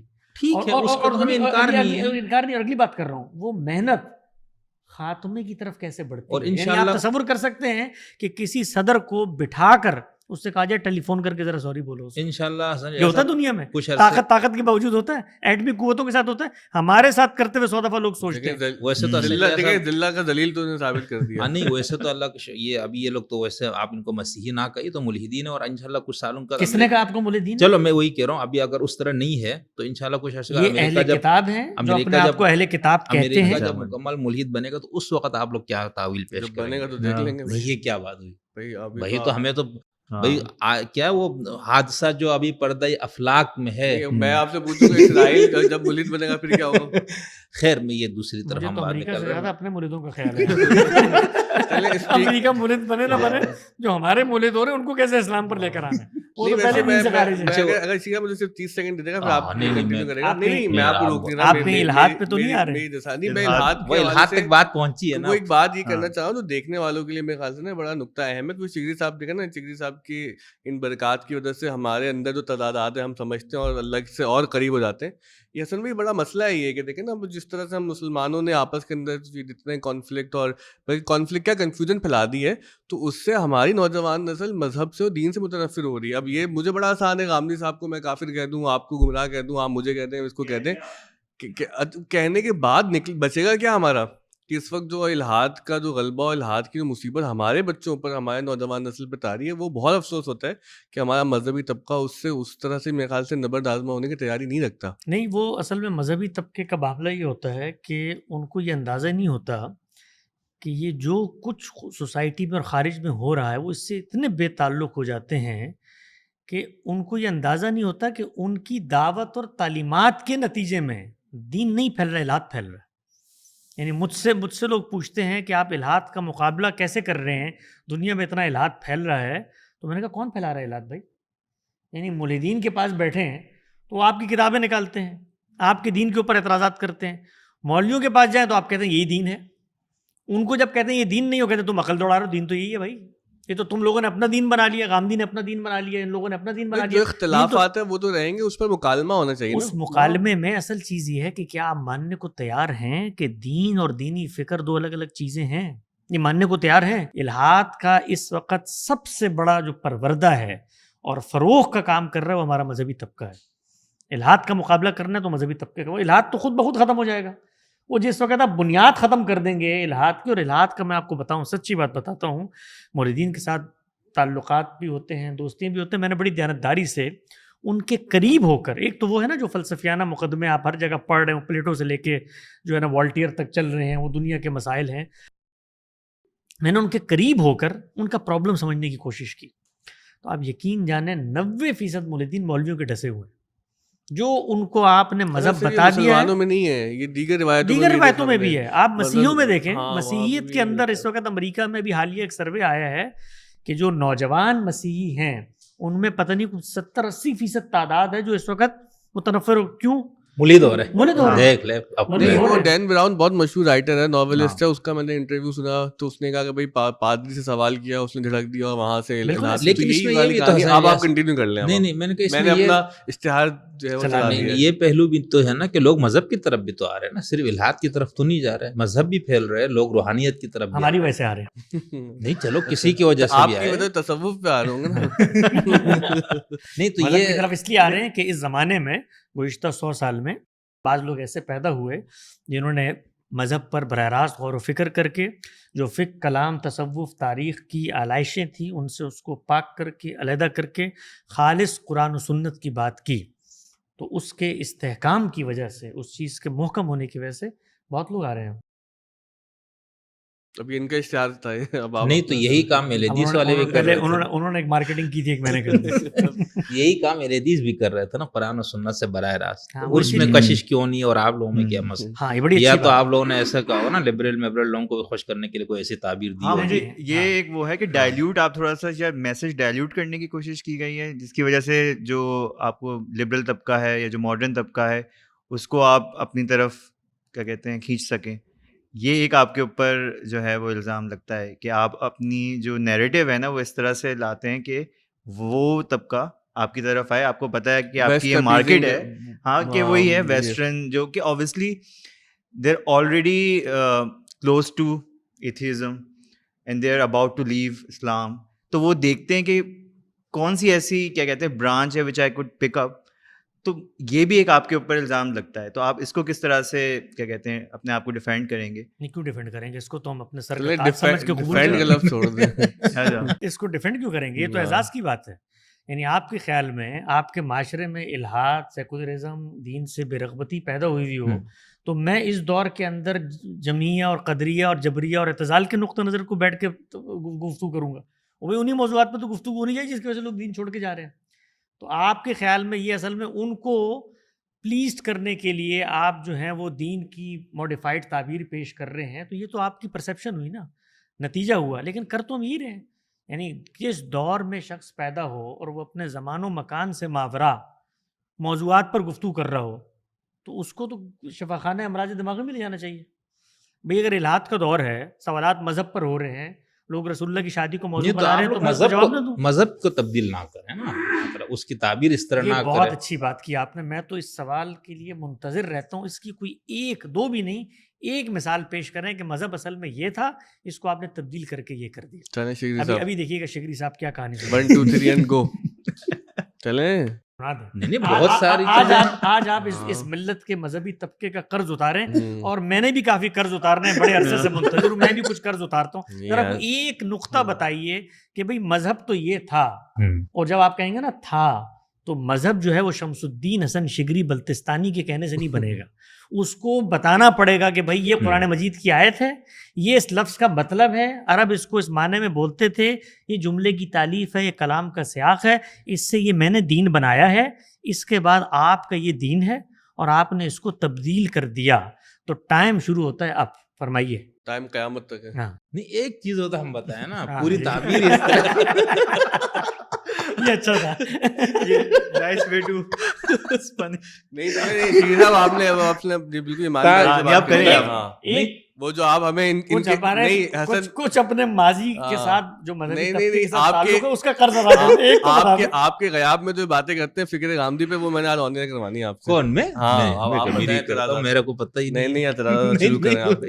آپ کو میرا ایک کوئی بتائیے, اعتراض نہیں ہے. ہم تو منتظر ارے اور نہیں قسم شکیل سے صاحب یہ نہیں کر رہے. میں سچی بات آپ سے ہاں. کرتا ہوں. یہ تو خیر نہیں بیچ نہیں میں میں تو کبھی بیچ میں کوئی نہیں، گپ شپ جو بھی ہو گئی. اعتراضات تو ہے نا, نہیں، آپ میرے کوئی اعتراضات جن کے اعتراضات ہیں وہ بیان کر دیں. ایک چیز اگر میرے سامنے آج میں دنیا بھر سے اپنے مذہبی علماء سے دوستی تعلق سماجی روابط, میں آپ کو دیانتداری کا کیا سرٹیفکیٹ دیا, مطلب میں سچائی سے کہہ سکتا ہوں, حلفاً کہہ سکتا ہوں, خدا کی قسم کوئی ایک چیز آپ بتائیے کہ یہ دین نہیں تھی اور یہ جاوید احمد غامدی نے دین بنا لی ہے, تو اگر میں نے اس کو ان کی زندگی میں دفنایا نہیں دنیا میں, تو میرا نام حسن الیاس نہیں. آپ بتائیے کیا ہے دین؟ نہیں سب سے پہلے تو چلو ہم آپ کے جو سورسز پہ بات کریں گے. شریعت آپ دین اخذ کرتے ہیں تو ہمارے امت کے اندر مجمع علیہ قرآن اور حدیث دین کے لیے, ٹھیک. اب جب آپ قرآن کو ساتھ حدیث کو ملاتے تو بہت سارے ایسے احکامات ہیں جو ہمارے مسلم معاشروں میں بطور دین وہ رائج کیا گیا, تو آپ ان سب لوگ چیزوں سے جان چھڑا کے بیٹھے. یہ آپ کا مثلاً- منہاج ہے دین سمجھنے کا, اس سے جو آپ نے دین سمجھا ہے وہ چیز نہیں بتائیے, مثلاً وہ آپ پروڈکٹ لوگ- بتائیے. ہاں پروڈکٹ بتاتا ہوں. مثال کے طور پر آپ لوگوں نے بے پردگی کو قبول کر لیا, مرد اور عورت کے ہاتھ ملانے کو بھی آپ لوگ رک کہتے ہیں اس میں جائیں, کوئی حرج یہیں نہیں پہ ہے. رک جائیں, ایک کر وہ کے جو ایک مثال پیش جڑی ہوئی کرتے ہیں. بات ہو گئی نا. ایک دو اصل میں تین تقریر ہے میں نا. ہوگا کیا, تقریر ارے میں وہ چار تقریر خالی نہیں، لسٹ ہاں. پہلے بتا رہے ہیں. ایک تقریر میں ہوگا کیا کہ تقریر میں یہ 4-5 مجھ سے بہتر یہ والی فہرست کوئی نہیں جانتا. لو ہینگنگ فروٹ تھا جو انہوں نے سب سے پہلے بولا ہے.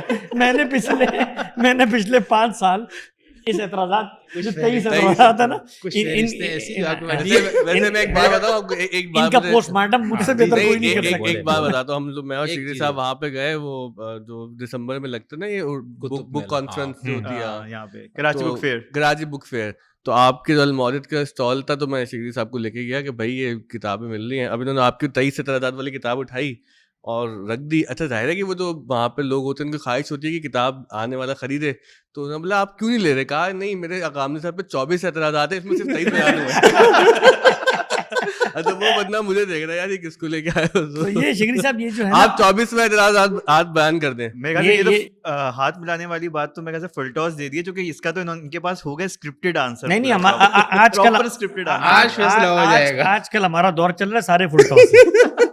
آج کل ہر بال ہی فل ٹاس ہے. ہاتھ ملانے کا بتائیں یار, یہ تو میں نے بھی دیکھا ہے. نہیں میں تو ہاں میرے ساتھ لڑکے لڑکیاں پڑھتے تھے نا, تو وہ ہاتھ چلے ملانے پہ یہ واضح ہو گیا کہ میں نے آپ سے کرنا کہ دین تبدیل کر دیا, آخر کار ان کا دین ہاتھ ملانے پر ہی آپ نے پہنچتا ایک ہے. مثال دی نا, ابھی تو شروع ابھی کیا. تو ہاتھ پکڑ نہیں, ابھی ابھی تو تو ہاتھ پکڑا ہے.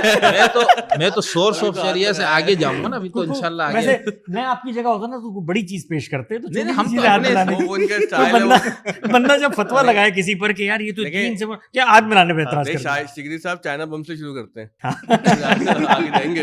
نہیں تو اس پہ عرض یہ ہے شکری صاحب, عرض یہ ہے تفنن برطرف, لوگوں کے لیے کوئی سنجیدہ مواد بھی آپ دیتے ہیں. عرض یہ ہے کہ یہ ہر دور میں ہوتا رہا ہے. ہر دور میں لوگ تبدیل کرتے ہیں, وہ کہتے ہیں یہ متجددین ہیں, دوسرے کہتے ہیں یہ مجدد ہیں.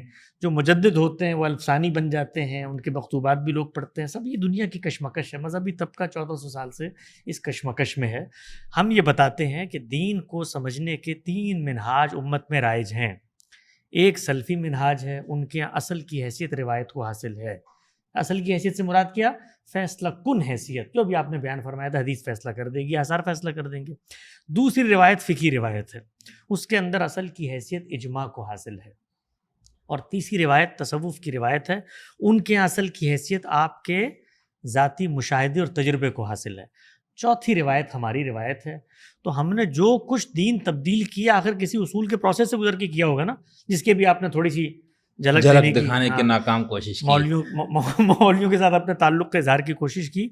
وہ کام مطلب کون نہیں جانتا بھائی. جو آپ آخر میں بتاؤ گے کہ یہ حدیث میں آ گیا ہے کہ ہاتھ نہیں ملاؤ, تو میں پھر وہی بات کروں گا کہ بھائی آپ کے دین کو سمجھنے کے اصول کیا ہیں, اس کو دیکھنے کا زاویہ کیا ہے, حدیث خود آپ کی نظر میں کیا ہے, حدیث کو آپ کیسے دیکھتے ہیں, امت کی علمی تاریخ نے اس کو کیسے دیکھا ہے. تو اس سب میں جب آپ ہمارا موقف پس منظر میں رکھ کے سمجھیں گے. ہمارے دوست ہیں مولانا عمار خان ناصر, انہوں نے کتاب لکھی ہے آپ جیسے لوگوں کے لیے. آپ اس وقت میرے مخاطب ہیں، ورنہ کہنے کو سے تو مراد وہ طبقہ ہے کہ جو لوگ کسی نئی فکر کو اس کے تسلسل کے بغیر پرکھنے کی کوشش کرتے ہیں کہ بھئی یہ غامدی صاحب اٹھے ہیں، انہوں نے یہ کہہ دیا وہ کہہ دیا. ان کو بتایا علم کی تاریخ کیا ہے، اس تاریخ کے بڑے مسائل کیا ہیں، اس میں قرآن و سنت کے اندر حدیث کا تعلق ہے، یہ مسئلے ہیں. ان پر شافعی سے لے کے شاطبی تک اور شاہ ولی اللہ سے لے کے سر سید تک کیا نقطہ نظر رہے ہیں، اس تسلسل میں فکر فراہی کیا کام کرتی ہے.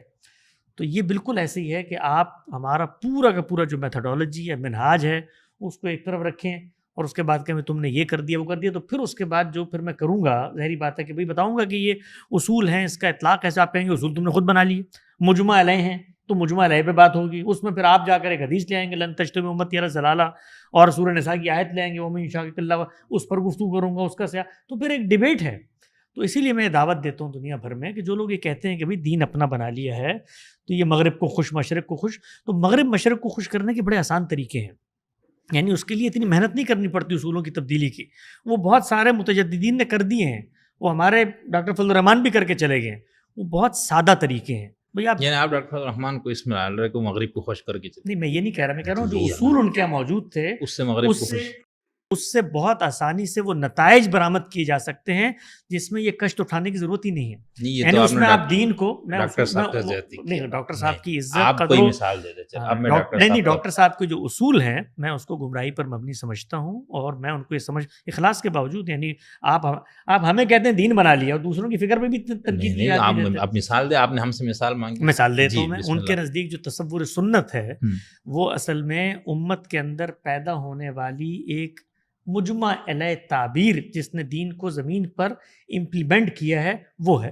یعنی سیدنا عمر سے لے کر آج تک سنت رواں دواں جاری ہے، اور دین کی شریعت کے جو مقاصد ہیں وہ اصل میں امن عامہ عدل اجتماعی ہیں. وہ اس زمانے میں اس طریقے سے حاصل ہوئے تھے، آج 10 طریقوں سے اور حاصل کر لیں.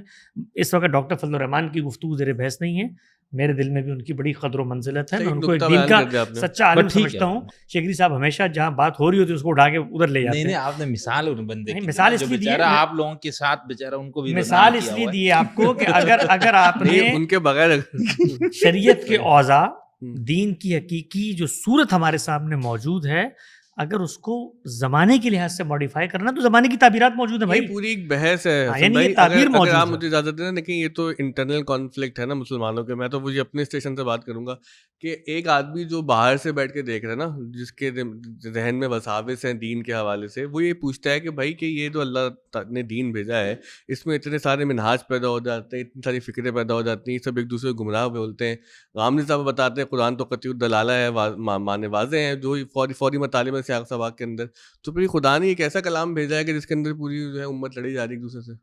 تو یہ تو دنیا کے اندر انسانوں کی کمی کوتاہی ہے کہ آپ ان کو کوئی بھی چیز دیں تو وہ قلت فہم، قلت تدبر، اپنے تعصبات، خارجی امکانات. جس وقت آپ یہ فیصلہ کر لیں، مطلب میں آپ سے یہ جو بھی انہوں نے گفتگو کی تھی، میں آپ سے یہ چیز پہلے اصول میں منوا لوں کہ وہ کلام جو اپنے بارے میں کہتا ہے میں میزان ہوں، فرقان ہوں، حکم ہوں، مہیمن ہوں، اور فی مختلف فی کا فیصلہ کرنے آیا ہوں، طبیان کل شیء، سب کچھ ہوں میں، اور میرے پاس آؤ اپنے مسائل کو لے کر.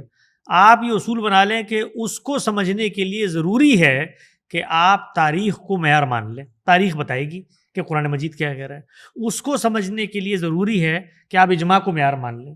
اس کو سمجھنے کے لیے ضرورت ہے کہ آپ ذاتی باطنی تجربے اور سیر باطن کو معیار بنا لیں. تو وہ کتاب خاک آپ کا ہاتھ پکڑے گی. بھائی جس وقت اس ملک میں آپ دستور میں سب وضاحت سے لکھا ہوا ہے، آپ ماننے کو تیار نہیں ہے دستور کو اس کی اسپرٹ میں، تو کیا ہوتا ہے اس کے نتیجے میں؟ وہ ہوتا ہے جو کچھ ہمارے ملک میں ہو رہا ہے. دستور موجود ہے لیکن کوئی دستور کو ماننے کے باوجود حقیقت میں اس پر عمل درآمد کرنے کے لیے، کیا دستور نے فوج کو وہ حقوق دیے ہیں جو ہمارے ملک میں حاصل ہیں؟ سب مانتے ہیں دستور کو، اس میں حلف بھی لیتے ہیں، اس لیے کہ آپ دستور کو اس کی حقیقی اسپرٹ پہ مانتے نہیں ہیں. تو اللہ تعالیٰ کو تو دوش ہم تب دینا کہ بھئی اس کی کتاب میں اتنی بات عدم وضو سے لکھی ہوئی تھی کہ اس کو کوئی بھی نہیں سمجھ سکا. تو سوال یہ ہے کہ ہم تو یہ کہتے ہیں سمجھیں، رسول اللہ نے سمجھا ہے، صحابہ نے سمجھا ہے، اور بنیادی طور پر وہ اصول قائم ہیں جن کی بنیاد پر یونیورسلی سمجھا جاتا ہے کسی کلام کو. تو جس وقت یہ بات کی جاتی ہے کہ جی اس طرح سے کتاب کو سمجھیں، تو آپ اگلی بات آ کر کیا کرتے ہیں؟ کیونکہ غلط معیار سیٹ کر لیا ہے تو آپ کہتے ہیں یہ تو اصل میں خبر واحد کی تخفیف ہو رہی ہے جی. تو یہ خبر، اس کے نتیجے میں آپ کیا کرتے ہیں؟ اپنا معیار جو بنا ہوا ہے اس کو قائم رکھنے کے لیے آپ کو پتہ ہے کیا ظلم ہوتا ہے؟ وہ ظلم یہ ہوتا ہے کہ خدا کی کتاب کو ذبح کر دیا جاتا ہے کہ یہ کہتے ہیں یہ حدیث تو پھر ہمیں 10 راویوں سے ملی ہے، یہ تو قرآن ہمیں کسی غریب راوی نے دے دی ہے، تو آپ اس کے مقابلے میں ہمیں کہہ رہے ہیں کہ روایت کو لا کر اوپر بٹھاؤ. تو اس خدا سے میں تب جا کر پوچھوں نا اس کتاب کے بارے میں کہ بھئی یہ کیا کیا آپ نے؟ تو امت نے نہیں سنبھالا تو خود اس کتاب نے بتایا ہے کہ قیامت میں وہ کتاب کیا کہے گی کہ میں ہوں وہ مہجور جس کو اس امت نے پس پش ڈال دیا تھا. تو ہم یہ سمجھتے ہیں اور ہم نے کبھی یہ نہیں کہا کہ غامدی صاحب، مدرسہ فرائی انہوں نے حق پا لیا ہے، لیکن وہ قرآن مجید کو وہ معیار سمجھتے ہیں اور اس کو سمجھنے کے جو یونیورسل ٹولز بیان کرتے ہیں وہ قابل فہم ہے. ان پر کوئی اعتراض ہے تو وہ بتائیے، اور اس میں اطلاق کی غلطیاں ہو سکتی ہیں، غامدی صاحب سے غلطیاں ہو سکتی ہیں، اصلاحی صاحب سے غلطیاں، باہمی اختلافات سامنے آتے ہیں، آیت کو سمجھنے میں سامنے آتے ہیں، لیکن وہ کس نوعیت کے وہ ٹولز کی اپلیکیشن کے اختلافات. اچھا بس ایک سوال میں کر لوں، پھر اب ہم ریپ اب کریں گے، اینڈ کی طرف جا رہے ہیں. جیسے وہ نظم کلام والا مسئلہ میں شکیل صاحب سے سمجھنے کی کوشش بھی کر رہا تھا کہ اس میں نہیں آپ سے سمجھنے کی کوشش کرتے نا، اس میں کیا چھپانا بھائی. اس میں کہ جیسے غامدی صاحب کے ہاں وہ جوڑ آئے ہیں، نظم الگ ہے، اصلاحی صاحب کے الگ ہے، تو یہ اب اگر آپ یہ کہتے ہیں کہ بھائی یونیورسل ٹول ہے تو وہ یونیورسل ٹول تو ایک فکر کے اندر بھی دو لوگوں کے مابین یونیورسل ٹول پر اس مکتبہ فکر کے اکابرین میں یہ اختلاف نہیں ہے کہ یہ چیز یونیورسلی ایکسیپٹڈ ہے کہ جب بھی آپ نے کسی مرتب منظم کلام کو سمجھنا ہے تو کلام مشتمل ہے الفاظ پر. الفاظ ایک خاص عہد کی زبان میں ہیں، اس کا معنی کی تعین کیسے ہوتی ہے، جملے میں الفاظ کی نوعیت کیا ہے، تالیف اور اس کا سیاق و سباق، آگے پیچھے بات کیا ہو رہی ہے، یہ دنیا کے مسلمات ہیں. 3 مراحل ہیں جن سے کوئی گزرتا ہے. تو ان پرنسپلز پر ہمارے جو نقطہ نظر کے لوگ ہیں ان میں سے کسی کا اختلاف نہیں ہے. یعنی مولانا فراہی نے بنیاد رکھی، مولانا اصلاحی بھی یہ کہتے ہیں، اپلیکیشن کا اختلاف ہوتا ہے. میں آپ کو ایک مثال سے سمجھاتا ہوں تاکہ لوگوں کو یہ بھی پتہ چلے. مولوی عام طور پہ کہتے ہیں بھئی یہ کیسی قطعی چیز ہے جو آپس میں اختلاف کر. کبھی غور و فکر کا سیاسی تحریکوں سے، مذمتوں سے، نعروں سے موقع ملے تو اس کے بعد کسی نئے منہاج کا طالبانہ مطالعہ کریں. مذمت تو ہو گئی، اب آگے بڑھتے ہیں. تو وہ اس پر آ کر سمجھیں. میں آپ کو ایک چھوٹی سی مثال دیتا ہوں، آپ کو اس سے نوعیت مسئلہ سمجھنے میں مدد ملے گی. قرآن مجید کی سورہ بقرہ میں بالکل ابتدا میں ایک آیت آتی ہے، وَإِذْ نَجَّيْنَاكُمْ مِنْ آلِ فِرْعَوْنَ يَسُومُونَ سُوءَ الْعَذَابِ يُذَبِّحُونَ أَبْنَاءَكُمْ وَيَسْتَحْيُونَ نِسَاءَكُمْ وَذَلِكُمْ بَلَاءٌ مِّن رَبِّكُمْ عَظِيمٌ وَفِي ذَلِكُمْ بَلَاءٌ مِّن رَبِّكُمْ. یہ آیت ہے وہاں پہ. اب اس میں ایک لفظ آیا ہے بلا کا، ٹھیک ہے نا؟ اردو میں بھی آپ بولتے ہیں، کیا مطلب ہے بلا کا؟ بھائی مصیبت، بلا آ گئی، بلا آ گئی. وہی عربی میں بھی مطلب ہوتا ہے اس کا. آپ دیکھیے تدبر قرآن کو اٹھا کے دیکھ لیجیے کیا ترجمہ کیا اس کا. یہ ترجمہ کیا کہ بھائی جس وقت ہم نے آل فرعون سے تمہیں نجات دی، وہ آل فرعون جو تمہیں اتنا سخت تنگی اور مشکل میں ڈالتا تھا، عذاب پہنچاتا تھا، یذبحون ابناءکم، تمہارے بچوں کو مار دیتا، وہ یستحیون نساءکم، تمہاری عورتوں کو، وفی ذالکم بلاء من ربکم عظیم، اور اس میں بہت بڑی آزمائش پوشیدہ تھی. بالکل واضح ہے نا ترجمہ، ٹھیک ہے نا؟ غامدی صاحب کا ترجمہ دیکھیں کیا کیا انہوں نے ترجمہ کیا ہے بلا کا عنایت، اور اس میں تمہارے لیے بڑی عنایت تھی. یہ کیسے کیا؟ یعنی اصلاحی صاحب اور غامدی صاحب میں اختلاف ہو گیا. کیسے اختلاف ہوا؟ تو اختلاف ایسے ہوا کہ جس وقت آپ کلام کو پڑھتے ہیں تو کلام کا یہ اسٹریس شروع کہاں سے ہو رہا ہے؟ تو غامدی صاحب یہ کہتے ہیں کہ کلام کا اسٹریس یہاں سے نہیں شروع ہو رہا کہ یذبحون ابناءکم ویستحیون نساءکم، کہ وہ بچوں کو مارتا تھا، عورتوں کو چھوڑتا تھا، اور اس میں تمہارے لیے بڑا عذاب تھا، بڑی مشکل تھی. وہ کہتے نہیں، وَإِذْ نَجَّيْنَا سے شروع. اللہ تعالیٰ اپنی عنایت بتا رہا ہے کہ جب میں نے تمہیں فرعون سے نجات دی، وہ فرعون جو بچوں کو مارتا تھا، عورتوں کو یہ کرتا تھا، اس نجات میں اللہ کی بڑی عنایت تھی. یہ اختلاف ہے، یہ نظم کلام کا اختلاف، یہ اختلاف ہوتا ہے. اب وہ جو بلا کا لفظ ہے وہ گھر سے نہیں بنا کر لائے.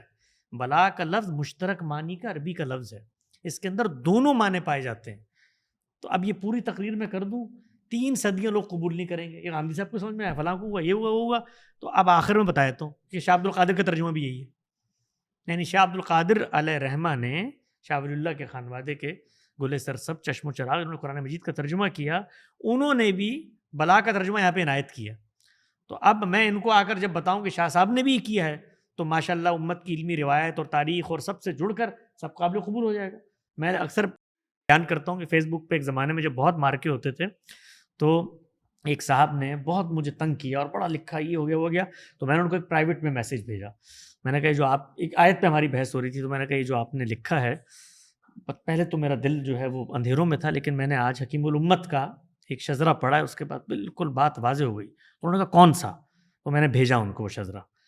تو اس کے بعد ان کا مجھے جواب آیا کہ سبحان اللہ، حضرت نے قلم توڑ دیا، کمال کر دیا، یہ ہو گیا وہ گیا. میں نے کہا مولانا اصلاحی کا اقتباس ہے. تو بس پھر چراغوں میں روشنی رہی. پرینک تو بھی یہ کر رہا ہوتا ہے بھائی. سوشل میڈیا پہ. تو اس وقت ہماری فکر کو سیاسی انداز میں یہ مولوی حضرات گرانے کی کوشش کر رہے ہیں.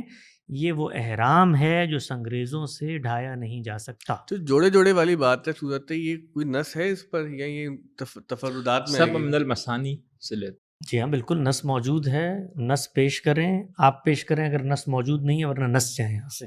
نس تو موجود ہے، ہم تو کہتے ہیں یعنی ہماری تو پوری فکر ہی نس پہ کھڑی ہوئی ہے. اس پر لکھا ہے، الگ الگ جوڑے کیوں پڑھا بننے پہ؟ ہے، بولا ہے. یہ تو اطلاق کا اختلاف ہے. یعنی قرآن مجید نے کہا کہ یہ ہونا چاہیے، تو آپ جوڑے لا کر بتائیے نا. وہ بتا رہا ہے کہ قرآن نازل کیا ہے، تو یہ اطلاق تو ہو سکتا ہے صحابہ بھی نہ پہنچ سکیں اس تک. یہ اپلیکیشن کا مسئلہ ہے. یعنی وہ الگ الگ جوڑے ہیں. ایمبیگوٹی خدا نے چھوڑی ہمارے لیے کہ بالکل چھوڑی. جوڑے ڈھونڈو. خدا نے علم کا امتحان برپا کیا عمل کے امتحان کے ساتھ. تو آپ کے خیال میں ایک عالم دین، اس کے لیے سب سے بڑی مہویز کیا ہوتی ہے قرآن مجید میں؟ یہ علم کا امتحان. اس کو دریافت کرو.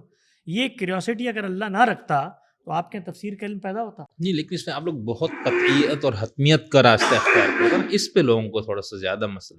آپ بھی حتمیت بیان کرتے ہیں کہ بھئی ہمارا کابرین نے سمجھا. تو جب تک آپ پر حق واضح ہوتا ہے آپ اس کو حتمیت سے بیان کرتے ہیں. لیکن ہماری حتمیت کے اندر ایک طالب علمانہ چیز چھپی ہوئی ہوتی ہے، ہمیشہ یہ اقرار اصول میں کہ بھئی ہم غلط ہو سکتے ہیں.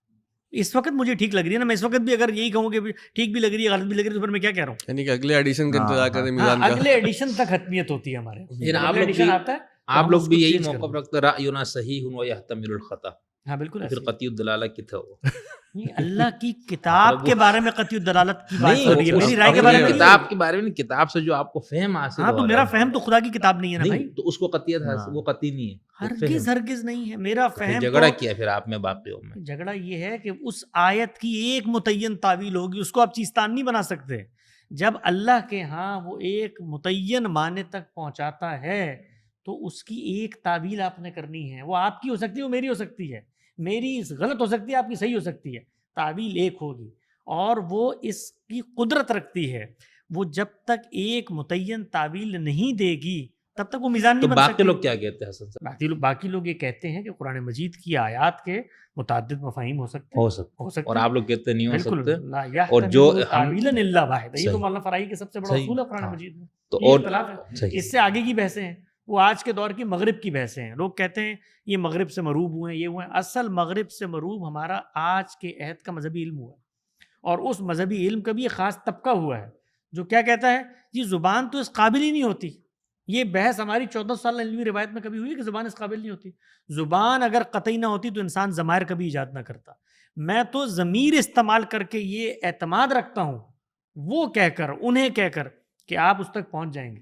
لیکن مغرب کے اندر پھر بلا کے دو معنی کیوں نہیں. لیکن قطعیت میں جو آپ لوگوں سے اگلی ایک منزل آئی ہے نا ہمارے ہاں، وہ آپ کی تبصرہ کر دیں.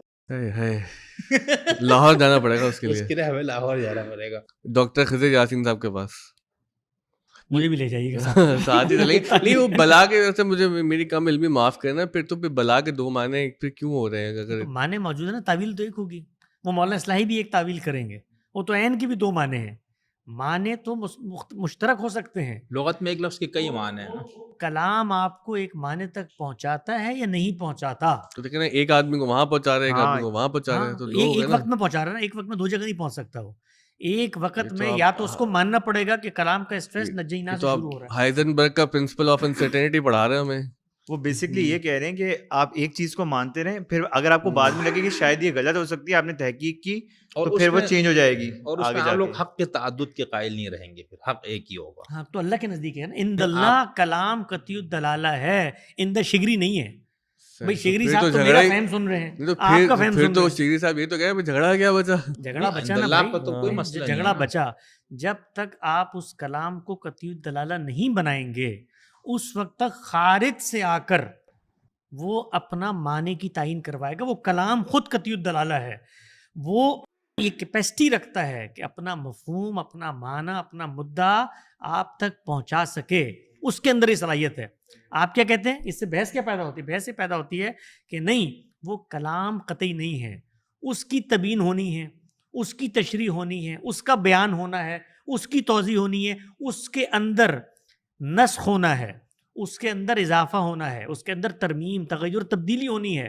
وہ کون کرے گا؟ وہ خبر روایت کرے گی. وہ تو ایک مفہوم میں تو ہوگا یا نا. خبر مفہوم میں نہیں، آپ اصول میں یہ نہیں، مانتے ہیں. اصول میں کون کہتا اصول میں یہ ہے؟ مانتے ہیں. مفہوم میں ہی کہتے ہیں نہیں سیدھی نہیں، صاحب. اصول میں مانتے ہیں کہ قرآن کہ مجید کی دو قرآن قسم مجید کی کے آیات ہیں. عام کو، قرآن مجید کے عام کی تخصیص، تنقیص، اس کے اندر ترمیم، اضافہ، تغیر، تبدل، یہ سب کچھ خبر روایت کر سکتی ہے. حدیث پاک کرے گی، حدیث کرے گی. ہوں۔ لیکن غامدی صاحب کا یا اصلاحی صاحبوں کا موقف ہے کہ نہیں، وہ ہم کریں گے.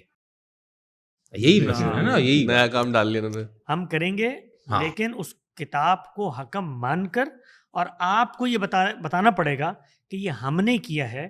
کیونکہ جب آپ بتائیں گے نا یہ آپ نے کیا ہے، تو آپ کو بھی اس کلام کے مقابلے میں اپنا ہم لانا پڑے گا نا. آپ کو بتانا پڑے گا یہ میری رائے ہے. تو گفتگو کس چیز پہ ہوگی کہ آپ اس رائے تک پہنچے کیسے ہیں.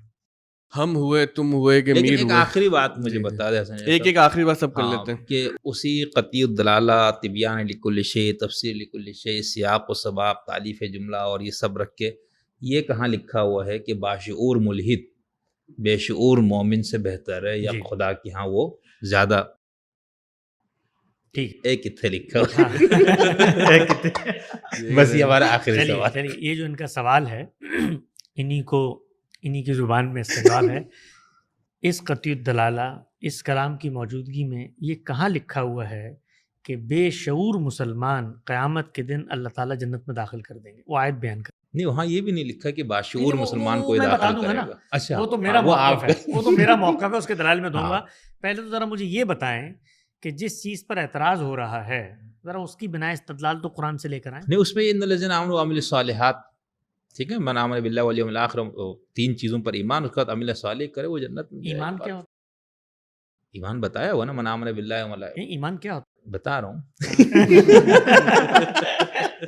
ہے؟ من آمن Cross باللہ، جو questioning اللہ ہو رہی پر ہے ایمان لائے. تو ایمان اس میں، اچھا اس ایمان میں بے شعور لکھا ہوا ہے؟ کوئی بے شعوری میں ایمان لائے؟ نس میں نہیں، لکھا دونوں صورتیں ہو سکتی ہے. ایک بندہ کوشش جدوجہد سے، ایک بندہ پیدائشی طور پر اسی ماحول، اسی گھرانے میں پیدا اچھا ہوا. پھر اگلی آیت وہ بتائیں جی. کہ اللہ تعالیٰ یہ کہے کہ جو پیدائشی طور پر اس جگہ پر پیدا ہو جائے اس کے ساتھ میں جنت کا معاملہ کر دوں. وہ آیت پڑھیں. چغری صاحب کافی دنوں سے بمباری کر رہے تھے، تو آج کچھ ہمیں بھی ذرا فائر کرنے کا موقع ملا. نہیں، ہم تو کئی وقت وہ آیت پڑھیں جس میں اللہ تعالیٰ نے یہ بتایا ہو کہ آپ بے شعوری میں کسی گھر میں پیدا ہو گئے مسلمان، بس آپ کا فیصلہ نہیں، اللہ نے کہ اس پہ ہم بھی آپ کو یہ مشورہ دیں گے جو آپ نے حماس کو دیا تھا کہ غلیل سے حملہ نہ کرے گا. آگے نہیں، آگے خدا نے اسرائیل ہے. خدا نے اس دونوں معاملے کو لیے ہی نہیں نا، شعور اچھا. باشعور کو تو لیے یہ ہی ہی نہیں. نہیں. تو وہ کیوں کہتا ہے کہ ان الذین آمنوا آمنوا؟ ہاں، کیوں کیا؟ کہتا ہے؟ وہ نہیں، لوگ جو وہ تو ایمان لائے ایمان ہاں، لاؤ. وہ تو وہ کیوں کہتا ہے وہ کہ یہ تمہارے سامنے جو کھڑے ہوئے ان کو شعور نہیں ہے، خدا کی بات کر رہے ہیں. وَمِنَ النَّاسِ مَن يَقُولُ آمَنَّا بِاللَّهِ وَبِالْيَوْمِ الْآخِرِ وَمَا هُمْ بِمُؤْمِنِينَ. یہ کیوں کہتا ہے وہ یہ کیوں کہتا ہے کہ مسلمان ہو، یہودی ہو، صابی ہو، اہل کتاب ہو، ایمان شرط ہے؟ ذرا مجھے اس میں بے شعور کا لفظ ڈال کے بتائیے بھائی. نہیں، وہاں شعور خدا بے کا شعور ہے ہی پورا نہیں. مقدمہ، خدا کا پورا مقدمہ انسان کو جو سب سے بڑا شرف روئے زمین پہ ملا ہے وہ شعور ملا ہے. اللہ تعالیٰ کا اسکیم کیا ہے زمین پر؟ وہ اسکیم یہ ہے کہ بھائی مجھے تم نے وَلَقَدْ جِئْتُمُونَا فُرَادَا، ہر کوئی اکیلا اکیلا. مجھے جس وقت مسلمانوں نے ملحد سے گفتگو کرنے کے بعد، ظاہری بات ہے بے شعوری میں جب آپ ایمان لاتے ہیں تو آپ کی خواہشات اور تمناؤں پہ بڑی آنچ آتی ہے کہ یار ہم تو جنت کے پروانے لے کے ہم بانٹ رہے ہوتے تھے آگے، انہوں نے تو ہماری جنت پر سوال اٹھا دیا. تو میں نے تو جو بات کی میں حیران پریشان رہ گیا کہ دنیا میں کیا اس بات پر بھی قرآن کی روشنی میں اعتراض ہو سکتا ہے کہ قرآن تو اس کی نفی میں کھڑا ہوا ہے کہ تم اپنی وابستگی کی بنیاد پر جنت کے استحقاق کا سوال ہی نہیں. یہود کیا کہتے تھے؟ وہ تو ایک یہودی ہو الگ جاؤ. حسن صاحب، وہ الگ مسئلہ ہے. کیا مسئلہ ہے؟ یہی وہ تو تو مسئلہ الگ، ہے. وہ تو یہود وہ اور یہودی نصارہ. کیا کہتے ہاں، تھے؟ ٹھیک ہے. یہودی ہو جاؤ. اللہ نے کہا معیار ہے، معیار لیکن ہے. وہاں باشعور بے شعور کی میں بات تو بتاتا ہوں نہیں نا ہے بھائی، نا، وہ معیار تو ہے. الگ کیس نہیں ہے. نہیں، کوئی کیس نہیں اچھا. ہے. یہودی کیا کہتے تھے؟ یہودی ہو جاؤ تو جنت میں چلے جاؤ گے. یہ کیا کہہ رہے ہیں؟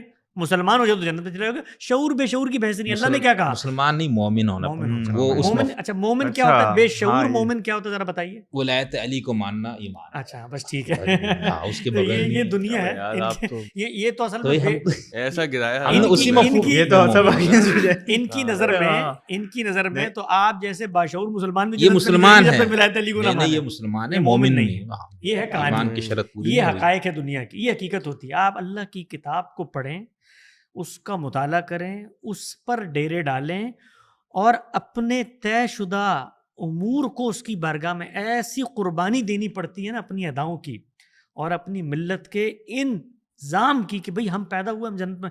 میں نے مسلمانوں کو کیا کہا؟ میں نے کہا کہ شعور کے ساتھ اللہ وہ بھائی قیامت کے دن آپ امیجن کریں. میں نے بھی شفاعت کی روایتوں پہ کام کیا. وہ پیغمبر جو قیامت میں پیش ہو رہے ہیں وہ کیا کہہ رہے ہیں؟ وہ کہہ رہے ہیں ہمیں نہیں پتا ہمارے ساتھ کیا معاملہ ہوگا. پیغمبری کا منصب ملنے کے باوجود جو کچھ شعور کی بنیاد پر دنیا میں آپ نے کیا ہے اس پر اللہ فیصلہ کرے گا. اور کیا کہا ہے اللہ تعالیٰ نے؟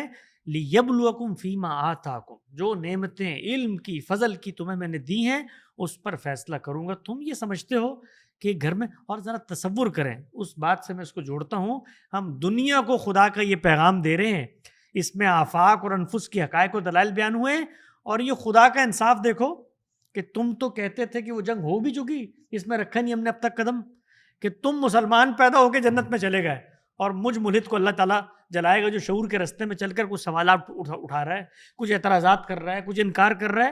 یعنی یہ تمہارے خدا کا کرائٹیریا ہے کہ بے شعوری کی بنیاد پر وہ جنتیں بانٹتا پھرے گا، اور اگر کوئی سوال اعتراض کرے تو اس کو جہنم میں جلا دے گا. اس کا جواب دیا میں نے ایک ملحد کو کہ میرا اللہ اس طرح کا غیر منصف نہیں ہے، وہ میرے ساتھ بھی انصاف کا معاملہ کرے گا.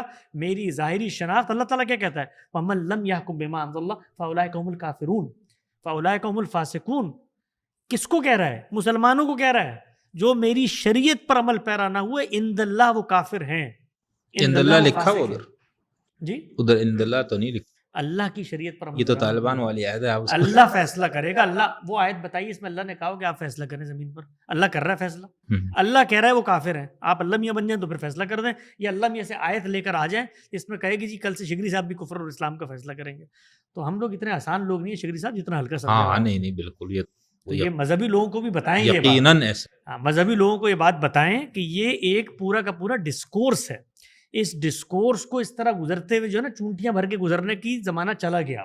اب اس کو سنجیدگی سے آپ پڑھیں، اس پر غور و فکر کریں. اصول سے اطلاق تک کا ایک احرام ہے اور 150 سالہ اس کی تاریخ ہے، اور امت کے ابکری اور نابغہ لوگ اس میں پیدا ہوئے ہیں جن کو جتنی گالیاں دے لو آخر کار مسلمان امت نے ان کی بات سننی ہے. یہ ہمارا ماننا ہے. اچھا میرا آخری سوال پھر محمد چاہیں تو وہ کر لیں، اسکپ کرنا چاہے اسکپ کر دیں. ایک سوال یہ کیا جاتا ہے کہ why do you keep coming with new controversies all the time, کہ کبھی بے شعور ملحد کبھی مہذب آتے. تو یہ ایک تو الزام کا پہلو یہ ہوتا ہے کہ ان کو چونکہ ریلیونٹ رہنے کا شوق ہے اور یہ بہت ہی ٹائنیسٹ مائنورٹی ہے فکر غامدی والے، تو کچھ نہ کوئی پھلجڑی دلاتے رہتے ہیں. اس کے ساتھ جڑی ہوئی بات یہ ہے کہ مذہبی طبقہ یہ پوچھتا ہے کہ آپ ہمارے معاملے میں تو بہت سخت ہو جاتے ہیں اور بہت جذبات باہر آ جاتے ہیں، لیکن جب یہ ملحدین اور لبرل اور سیکولر حضرات ہیں ان کے معاملے میں بہت آپ بھی رحماء بینہم نظر آتا ہے کہ آپ ان پر وہ آپ پر مہربان ہیں. تو یہ رحم کا معاملہ مذہبی ریشم کی طرح نرم. میں ویسے آپ سے آپس کی بھائیوں والی بات کرتا ہوں، سچی بات کرتا ہوں. لوگ سچ سمجھیں نہ سمجھیں آئی ڈونٹ کیئر، لیکن سچی بات یہ ہے کہ جتنی چیزوں پہ کنٹروورسی بنی نا، آنیسٹلی اسپیکنگ میرے حاشیے خیال میں بھی کبھی نہیں تھا کہ یہ کوئی کنٹروورسی بنے گی. مثلا آپ نے یہاں پر مجھے بلایا 2 سال 3 سال پہلے، کوئی گفتگو ہو رہی تھی، میں نے کہا امریکہ مقابل میں پس منظر میں بات ہو رہی ہے، جو فاتحین گزرے ہیں انہوں نے کیا، اس کی نسبت ایک بڑا مہذب فاتح ہے، بات کرتا ہے. اس مہذب فاتح کے پاس ابھی پوری مسلمانوں کی قیادت گئی ہے، خدا را میں بچاؤ، تو امیر المومنین صاحب جو ہیں وہ جا کر ابھی فیصلے کر رہے ہیں. تو یہ بڑی تہذیب کی بات ہے، پہلے کہاں ہوتا تھا یہ. تو میرے حاشیے خیال میں بھی یہ نہیں کہ یہ کوئی مسلمانوں کے لیے یہ کوئی تردد کی بات ہوگی. یہ جو ابھی میں نے بے شعور باشعور والی بات کی، میں نے کہا تو لوگ تو خوش ہوں گے اس پر کہ یار قرآن مجید کے تحت مسلمانوں کو شعوری ایمان کی دعوت دی ایک آدمی نے. تو کنٹروورسیز جو بنتی ہیں جن چیزوں سے، میں سچی بات ہے کہ ابھی تک مجھے بنانی آئی نہیں، وہ اگر بنانی آئے تو میں شاید اپنا جرم تسلیم. ان چیزوں پہ اگر کنٹروورسی بنتی ہے تو پھر تو کنٹروورسی کو بندے کو دعا کرنی چاہیے کہ یہ کنٹروورسی بھی کوئی چیز ہے. یعنی مجھے کبھی سمجھ میں نہیں آیا کہ یہ کوئی چیزیں تھی کنٹروورسی کی. تو نارمل. اب میں مثلا اقوام متحدہ میں گیا تو وہاں طالبان کا جو اسلام ہے اس پر میں نے گفتگو کی. بھائی عورتوں کو گھر میں تائی اس پہ کون, آپ نے وہاں جا کر یہ بات کر دی تو کیا بات کریں ہم, پھر تو زبان بندی ہے. اور آپ کا یہ جو ملک ہے یہاں پر کس چیز پہ کنٹروورسی نہیں بنتی. وہ بندہ یہ کہہ دے کہ مسیح پیغمبر کے بارے میں کہتے ہیں اس پہ بھی کنٹروورسی ہے. کوئی کھڑا ہو کے تو اس جہالت کے معاشرے میں اصل چیز ہوتی ہے جذباتیت کی بازاری. یعنی جس معاشرے میں غربت اور جہالت ہو وہاں پر جذبات فروشی کا کام سب سے ارزاں ہوتا ہے. تو اس میں آپ کی گفتگو, ہم یہ کام کرتے نہیں ہیں. یعنی ہمارا نہ عصبیت موجود ہے نہ جوہلا کی فوجیں موجود ہیں, ورنہ جو کچھ کنٹروورسیز علماء کے بیانات, ان کے تضادات, ان کی گفتگو میں سے نکال کے بنانا شروع کر دیے جائے. یہ مولدین بنا رہے ہوتے ہیں نا, آخرکار بھت بنا رہے ہوتے ہیں دین کے علماء کی, مذاق بنا رہے ہوتے ہیں. تو یہ بھی کنٹروورسیز ہوتی ہیں ساری. آپ بیٹھ کر کہہ دیں مثال کے طور پر یہ ہمارے پیغمبر نے یہ بھی کیا, یہ بھی کیا, یہ بھی کیا, یہ سب کنٹروورسیز ہیں, وہ کسی کو نظر نہیں آتی. تو ہم حق اور سچ کی بات کرتے ہیں, جو ہمیں ٹھیک لگتی ہے. وہ کنٹروورسیاں تو بننی ہیں, اس لیے کہ جس وقت آپ ریکنسٹرکشن کا کام کرتے ہیں نا تو بلڈوزر پھیرتے ہیں.